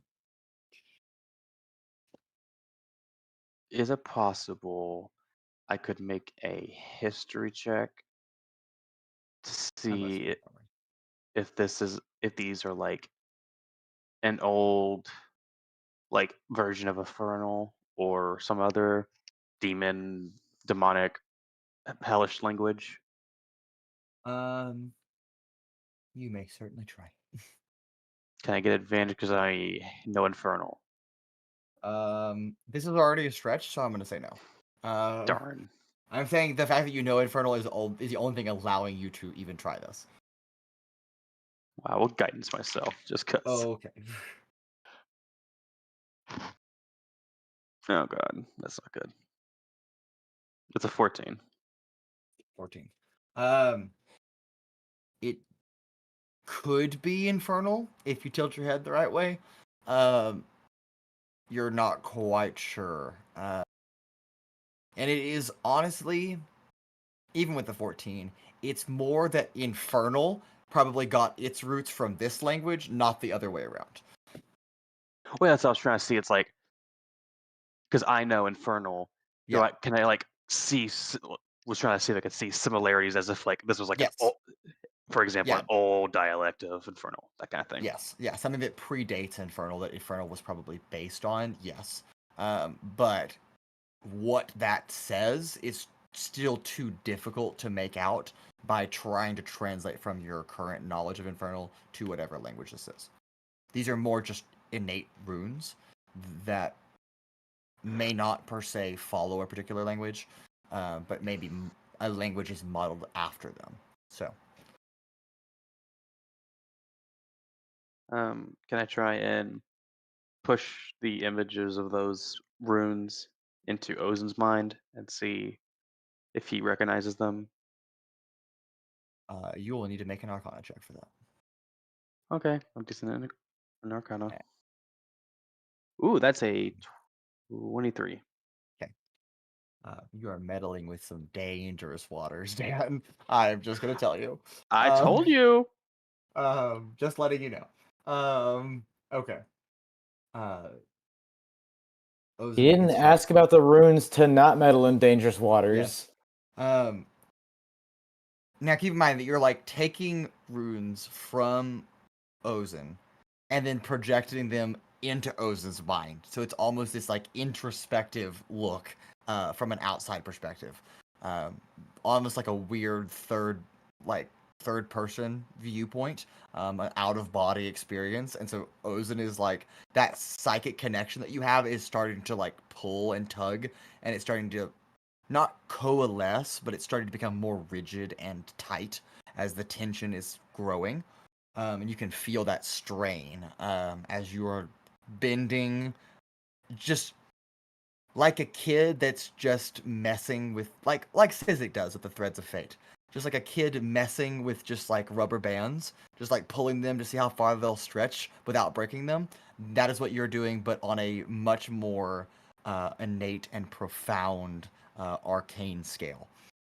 Something that, if done wrong, could catastrophically end, and so it is very dangerous. But An as arcane Ozen, nuke isn't that bad. Right. And as Ozen begins to process and comprehend what he's looking at, that soulbound strike glow begins to continue to stay, and it grows a little bit brighter. And then you push and you push and you push and you push, and then it grows brighter and brighter. And now, even from inside, through the drapes, through the glass, Altrix, you note that there is a bright blue light that is flaring through the window. And even from one balcony over, where Paloma and Owunul and Sizik are, there is a bright blue light coming from outside as this pulse of energy just continues to grow like a star, just continually shining brighter. And I'll let you all choose to, or not choose to, I guess, react to those, if you will. But that can't be good. Action ready flamethrower. Oh my god. Open the door. There was no hesitation. He's going for it. I love that this is Altrix's just go-to now. Yeah. Anything slightly sus, burn it. Well, if it's burnt, it can't really hurt you that much anymore, can it? Joke's on him. I'm resistant to fire damage. Oh, Yes. well, shit. We're Right, fucked then. He opens the Hey. door. Yes. Yeah, I You rip open the door to find Rancor, who's like firmly grasping Ozen, and there's just like This like bright light is just emanating. What is Pura, this? you good? Yeah, what's happening there, bud? Can You're a room over. Oh. Yeah, you three, you, Sizik, Paloma are in the other room. Yeah. Oh. Y'all can come out into your own balcony and be like, Given the intensity of this situation, am I currently conscious of what's going on around me? very faintly. You hear like the muffled words of Altrix, but nothing that you can coherently respond to. All right, now I will ask you, Dea. Now just bear with me. Do you want to continue?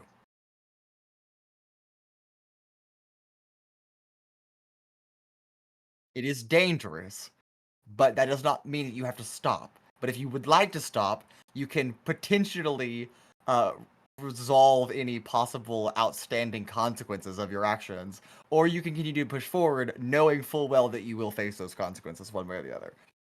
Always choose consequences. Always. It is your choice. I present this to you. What is the likelihood that this will hurt people around me? Around you? Like, what is the chance that I will combust? Less than 50%. That's I like those odds. We like those odds. Now, will it hurt you and Ozen? Probably.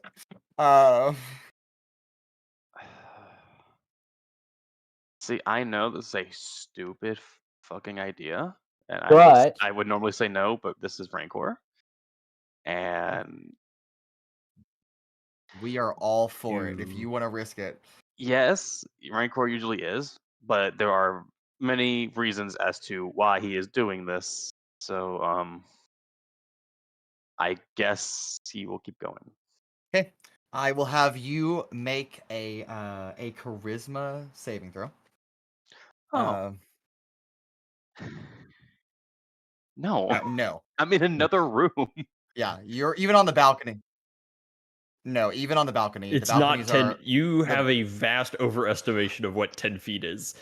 Yeah. 10 feet spans the whole world, I'll have you know. Yes. It's a one lane.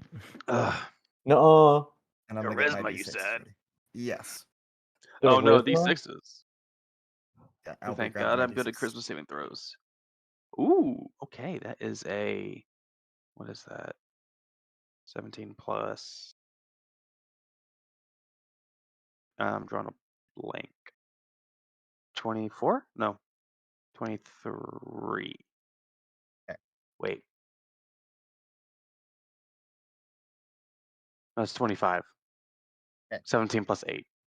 Yeah, 25. Okay. Okay. Math is hard. All right, now I'm going to tell you mechanically how this is going to work. You're going to make 5 more checks after this.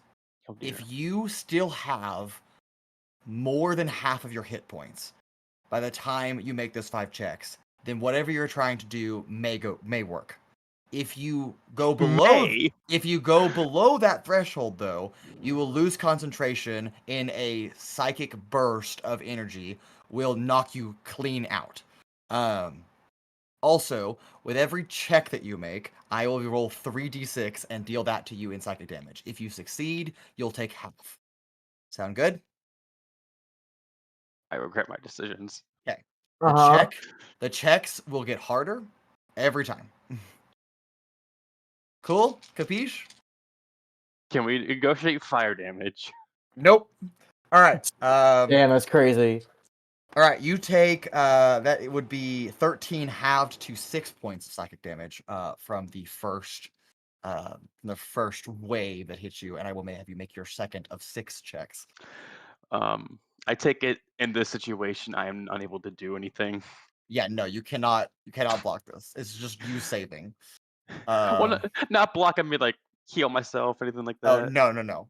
You're taking your full turn to just. Wait, what about other people's turns? You can certainly try to intervene in this situation if you'd like.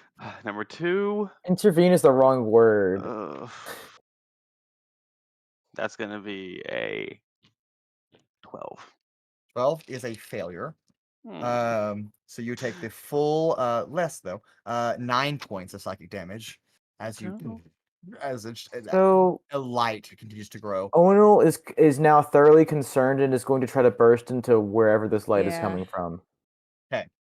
So you were outside on your balcony, about 30 feet away from where Rancor and Yeah, I just Altrix jumped. is Don't worry balcony. about it. Right. Also, No, I don't. It's a joke. It's a joke, guys. also, I want to ask. Half of my HP is not an even number. Round down. It's So if he has half of his HP rounded down, so if he Yes, has if he had 9, which he doesn't, but if he had 9, it would be 4. Yes. And if he has 4 or more in that specific case, then he's Yes. good. Yes. Okay. Which is the better of the two ways to view it in your end. You're getting an advantage from this by 1 point. You're getting 1 so point of extra HP. if half of it in a calculator is 29.5, it's 29. 29. Yes. Yeah. So if you have Okay. 29 or more hit points, by the end After of this, 4. Yeah, after 4 more checks. Is However, we'll go ahead and roll initiative. yeah. I told you fight was gonna break out. We'll go ahead and I roll wouldn't initiative. call though. this a fight. This is more like a It's an inner fight. turn-based rescuing, Yes. This is more keeping Um, Rancor from dying. Blow I don't up. know what you would call this. Blow up. From having his soul Psychically- taken, Yes. All right. So we'll go ahead and do initiative, and determine how this turn order goes. Okay, that's a good number. That's a good number, eh? All right. 25 to 20. Nope. Sorry, I need to. Oh. 22. Me too. Sorry. 25. Oh, 20. Okay. All right. 22 for Paloma. 20 for Sizik. 20 to 15. Right here. 17. 17. Rancor, are you 18. higher than? Okay. 18 for Rancor. Beaten by 1 17 SMH. For Owunul. Altrix, what did you get? 6. 6. Altrix is Yeah. stunned.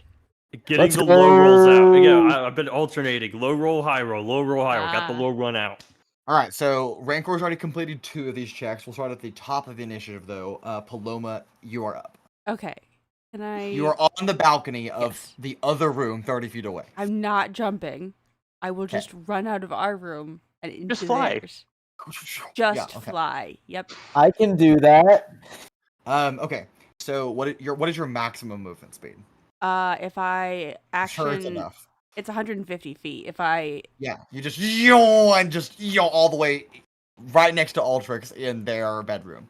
Paloma, when did you find the Speed Force? She's gone.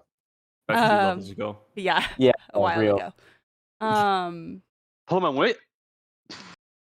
Yeah. alright, Paloma, And so you're up. Altrix is standing there with his flamethrower, Yeah, he got his flamethrower Yeah, out. Oh, just cannon. opening the door, and Rancor is In slow motion on to the Paloma. balcony. holding Ozen in the stone, and there's just this bright blue light. It's just like pulsating, and it's more of a consistent emanation, but it also is just this pulsating light as well. And does it look like it's hurting him? Not yet. Would you like to make a medicine check? Okay. Considering it's psychic damage, would that be like insight? It's still a type of damage. It's just more mental, and then it is like you're not looking for physical No, cuts. And you're scrapes. looking. I would think in these cases, you would look for something that is more like their posture, how they're carrying themselves. Because if someone's Yes. in mental anguish, they're going to act physically differently. It's the A same. gush of blood flies out their nose. Yeah. It's the For same that. number for me. 18. Yeah. Well, it's still a medicine check. Yeah. But okay, 18. Yes, Rancor looks like he is not necessarily being harmed physically, but that his psyche is being like torn apart. It is and doing and damage to him. it's doing damage to his brain. Okay. Yes. Green blast. And there's like just with an 18, there's there's small trickles of blood like out of both of his ears and down his Jesus. nostrils, just like very just very faint trickles, just a few drops here and there. But yes. I'm being nerfed to Owunul levels of stupid. Oh my gosh. All right, Altrix, what the hell happened? I'm not quite sure. Okay. All right, and Sizik, it's on your turn. Wait, did I use my action, bonus Rude. action, and movement to get over here? I will say, yeah, you'll have to use your bonus action to dash, Okay. and then that was your action to take a medicine check. Medicine check. So Okay. yes. Okay. Yeah. All right, Sizik, you are up. You're in the bath, Yeah, washing clothes. that's probably nothing. I'm You just see gonna keep Paloma just Just drop it. Then. going.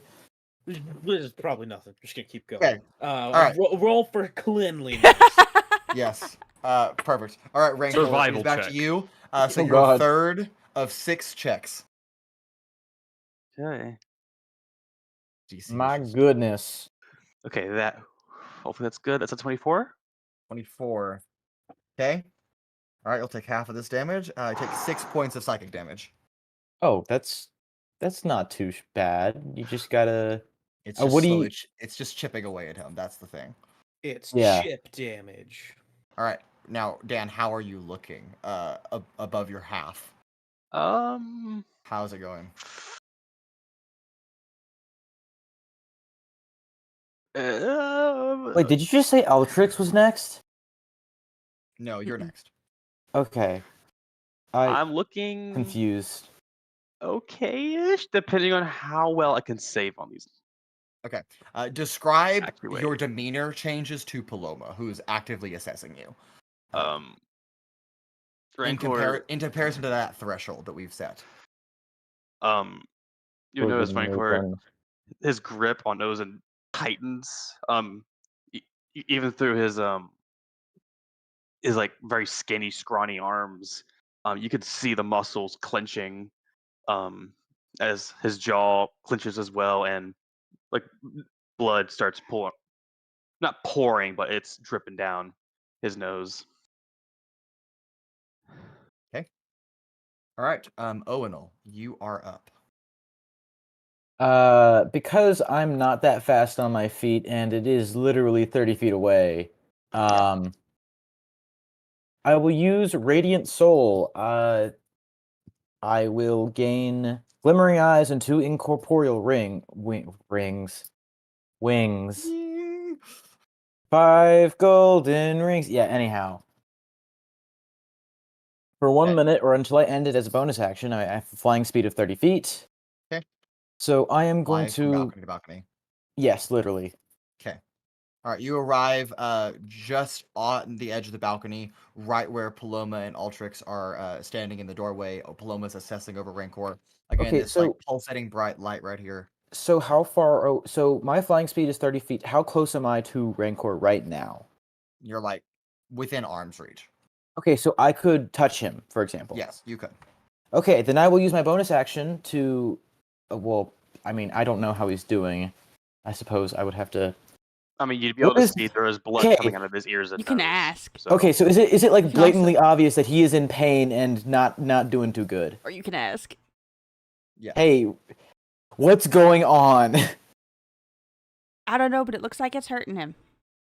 Okay, cool. I'll do what I can, and I will. Okay, we just had. I had to make it make sense. Yeah, no, that's fine. Okay, so let me see. So he's looking kind of like he's got a chip off his shoulder, but like also not like he's about to die. So we're gonna go with 15 points of healing for my lay on hands. I do want to note before you add those on. I do understand this is not how lay on hands works. Lay on hands works. However, in this particular situation, I'm going to say you only get half of that through to help. his So do I? Is it rounded you- up or rounded down? We'll round up, but you'll so he'll- subtract 15 and he'll heal 8.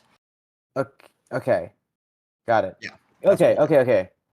That's perfectly fine. This situation is very, very particular, so I do understand that these Yes. circumstances are a bit different than normal. Yeah. Lay on hands is like fixing his physicality, but his brain, it's just mitigating the brain damage. It's not fully stopping it. Brain damage. Yeah, basically that. All right, Altrix, that is your turn though. it is 6 your- points. I helped. Or sorry, Okay. 8. 8 points of healing. I think it's 15 halved. Rounded up is 8. I can math sometimes. Nothing's Man. nothing. I make some sort of check. Amazing. To Sort of check. see if, Rancor is attempting something or is actively being like attacked. So there's a lot of yes, you can. There's a lot of different ways you can go about making this check. You can make an Arcana check, an Investigation check, an Insight check, a Religion check, or a Medicine check. Yeah, any of those 5 would be okay. All with different results. So you pick. Let's rock the Arcana. Okay. Figure out what's going on. Mod 20. Mod 20. While it is not a ritual per se that Rancor seems to be performing, this does just seem to be some kind of magical rite that Rancor has initiated. And now, whether or not he can willingly free himself from going through with it or not, that is where it gets a little questionable, a little bit of a gray area. But it does seem like some kind of magical rite that he has at least started and entered into. Okay. Was making that check my action? I'll say yes. Okay. In that case, I don't think there's anything else I could really do on my turn. Okay, we will go back to the top of the initiative with Paloma. Okay. Can I just like tackle him away from Ozen? Wait, You can certainly try. wait. This is huge. I can take his damage. I don't know Right. if it would apply in this situation. Yeah, I don't think that's gonna work here. Okay. What would that be? Like a grapple or just a straight attack? I want to. He's holding onto Right. Ozen. Ozen has been Yeah. stabbed into the stone. I want to get him away from Ozen. Okay, so you're trying to break that grip. Mhm. Yes, I will say that is. We'll do an athletics check. But for Rancor, you will not roll. I just have a DC set in my head for what you need to Could- pull. If I could, I am in the doorway. Can I attempt to prevent her from passing through? How dare you? Yes, I think you can do that. Mason, Impudent could I argue? dragonborn. Could I argue? No, do not let her. Acrobatics. No, don't let her do it. No, it would be athletics. This is an athletics check. Okay. Okay, I do not have good Rolled athletics. again. Save it for my But- campaign, woman. But before you even step through the door's threshold, Altrix puts a hand out and says, just keeps you from walking through. Okay, can I move past him? Yeah, but I'll let you guys talk that out and figure out what you're gonna do.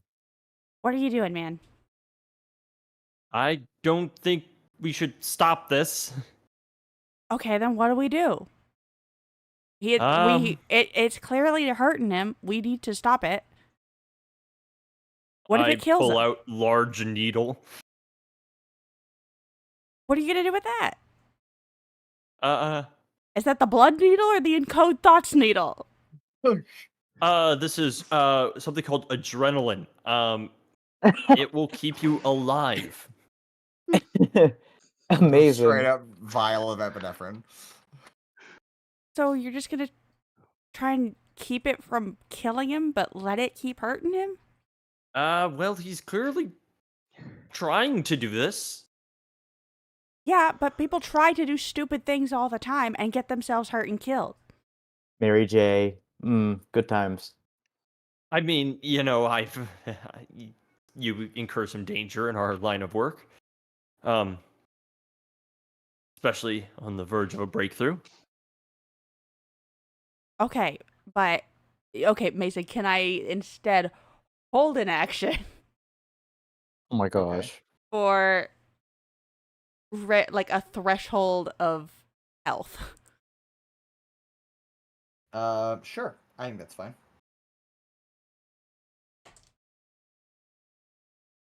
All right. That's what you're doing. I assume Sizik is still washing clothes. That's correct. Sizik has not changed anything. He's just like, yeah, I'm still washing clothes, my guys. Good man. Okay. In that case, Rancor, your fourth. Someone clearly has his priorities in So tip-top 2 shape. more after this. Yeah, 2 more after this one. I'm gonna kill you. Okay, that's another 25. 25. Okay. All right. All right. Not awful. Not awful. All right. That's another 5 points of psychic damage. Alright. All right. Owunul, you're up. We're pouring everything into this. So first of all, bonus action, lay on hands. The full 20, he'll get 10. I know that. That's fine. Okay. Works for me. And for my action, So I heal 10. yes, you heal 10. Nice. For my action, I will healing hands to restore 7. It'll be halved to 3.5. Round it up. You'll heal 4. Nice. Nice. And that is my turn. I pass. Okay. All right. Altrix, you are up. Guys, I'm moonlighting as a cleric. Don't worry about it. Giant needle to the Okay. back of the neck, just Okay. as Okay. I hit you with a second level cure wounds. Okay.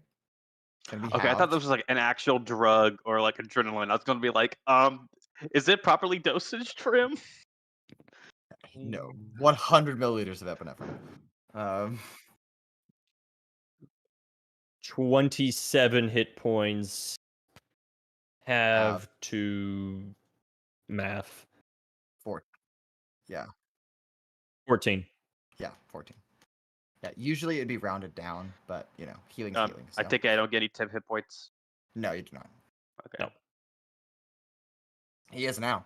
Not for long. Damn. All Why right. are you saying like that?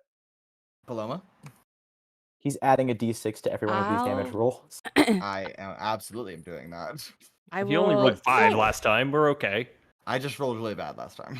I Skill will issue. keep waiting till he looks real bad. She's like Okay. physically vibrating, trying to keep I'll herself say- from doing something.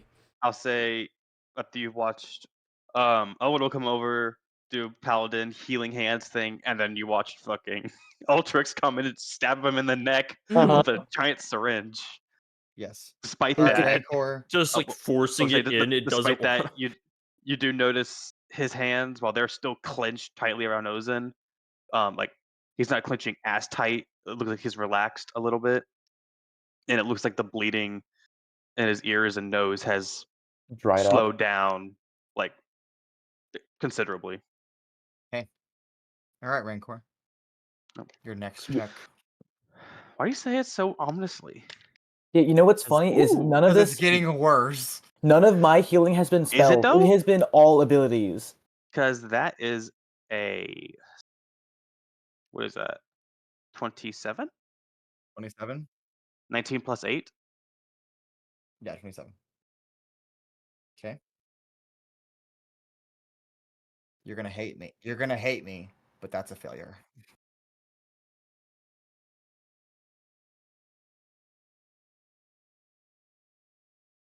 He's It was a check, wasn't it? It is a saving throw. However, again, in this situation, that does Oh. not help you here, because this is all just arcanically. It's all in his head. It's all in his head. It's all magically tethered. A 27 is a failure. Damn. No. Damn, that's crazy. okay. Well, You can take it. We're breaking out the spell. You got full health. Yeah, sure. That is going to be 22 points of psychic damage. Holy shit. Mm. All right, break out the spells. Break out the spells. All right, let's get him back up. Come on. He watches the bleeding just starts pouring out of his ears. Oh my god. Oopsie. This is not okay. All right, Owunul, you're up. For my action, I will second level cure wounds. Okay. I'm just like heal, rise. It's I just don't one know. more check, right, Mason? Yeah, it's just one more. This Yeah, next one's that's gonna when you kill go to you. stage This 2. next one's gonna kill you. Right. So we're just gonna go ahead and roll it real quick. Okay, those are some good numbers. No. 6 plus 7. False. Plus 7, so 14, 14 plus 6, 20, 22, 28. 28 halved to 14. Very nice. Mitigated And version of then that. What? And then for my bonus action, I don't really have that many bonus actions other than the stuff I've already used, which is kind of funny. I guess I don't do anything for my bonus action. I pass. Okay. Altrix. Second level cure wounds. Okay. He is not dying today. I hope. Or so you think. Fingers crossed, guys. Fingers crossed I next- didn't just jinx it. Next one's gonna be like 10d10 psychic damage. 10 Oh my D10. God. That's a little high, don't you think? 20 half to 10 healing. And now he's fully healed again. Yes. For now. All right. Watch this Paloma. next hit take him out in one. Rancor's been like. Just another. He's not taking a shit. Yes, he No, is. it's like. Can I- Can He I looks like he's possibly taking a shit. defer my turn to after Rancors? That's not how initiative works, unfortunately. Can't you Man. not delay your turn? You can hold an action. That's what the equivalent is. Okay, I guess I'll hold an action to heal him. Amazing. Okay. All right, Rancor. Your final check. Come on, Rancor, you got this. This is. I am This is the. I mean, you're at full health, so I mean that's pretty good. okay, but you did considering the last one did 22 20. last time. Yeah, no, Yeah, I come know. on. Now I know I'm gonna be grasping Murder. at straws here, but given what we've talked about in the past, given his desire, Mm-hmm. can I get a bonus at all to my saving throw? I'm gonna say. As no. he is okay. I'm sorry. Does not apply here. Are I you see the sure it see the case doesn't? you're trying to make, but no. Got all my dice in hand. Oh my god, Mason, what the hell? Well, Literally. Murder. Oh my god. This seems a bit excessive, doesn't it? well, if the last one failed with a 27, I think a 26. is a Man, fail. Ocean better, if we Let's get go. through this, Ocean better get the biggest level up I've ever seen. All right, here we go, baby. I gotta roll these twice. What the fuck? Not He bad. only has not 2 dice. It's okay. Not bad. I only have 2 dice. That's right. Okay. They're not bad, not D20s, bad for aren't the first they? one. Yeah, they're No, D20s. they're I do D1s. 100 psychic damage. It's 2 D2s. Uh, Flipping 2 Okay, points. that one's a lot worse. Oh no. Define worse. Be gentle. Gentle. Mason. Miss Monsieur Mason? Mr. Oh, this is Mason. Y'all are awful. That's 27 points of psychic damage to you.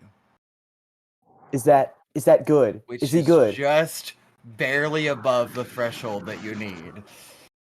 Fucking go! We could take 30. That was 10d6 worth of psychic damage. Man rolled actually terribly. I did awful. I- The first roll was 35 is almost average. It was like all 1s and 2s, and I was like, okay, that was the first roll. And the second roll was like, okay, there's a 6 and a 5 in there, and everything else is bad. You were Anyway. what the fuck? Anyway, nonetheless, I'm going That to is, You get that is 3 HP. you get yes. 6 back. Yes. Oh yay! Well, before that, Oh, before never you mind. even have time to react, the blue light on Ozen climaxes to a bright blue, blinding light. All of you have to look away without, to avoid your retinas being burned. What do you mean I your don't own have sockets. retinas? And as that light burst out around you, all of you shielding your eyes, the light quickly fades, and there are new blue runes across Ozen's blade, as Ozen has now Oh. become very rare. Wouldn't Oh, wouldn't that be purple? No. Oh. make Ozen purple. It is worth 3 more gold and gets +2 damage against undead creatures who were Yes. resurrected at midnight. Yes. Oh my god, that would be so. Oh no. All right, Dan, you may add Ozen very rare to your inventory and swap out the one you currently have. You're already attuned to it. so You put it had away. this prepped? I did. I'm always prepped, baby. So that's a And- lie, and we both know it. No, I'm Uh, always prepped. He is. I'm always prepped. Don't worry. No. Anyway, that being said, Rancor with the bleeding slowing down, Paloma jumping in to heal you, with the rest of your companions. Perhaps a new avenue of arcane abilities shall befall you with Ozen, starting next time, as we pick back up next week. Thank you all very much for joining us. We will close there for this evening. Hell yeah. Hope you all Mr. have a good Mason? night. Could, No. could you say could you say that he and Ozen are going to go on some arcane adventures? I would say they go on some Arcane Adventures. And with that, have a good night. As a reminder, the adventure continues. We will see you next time. This is silly. This is silly. This is silly. Bye.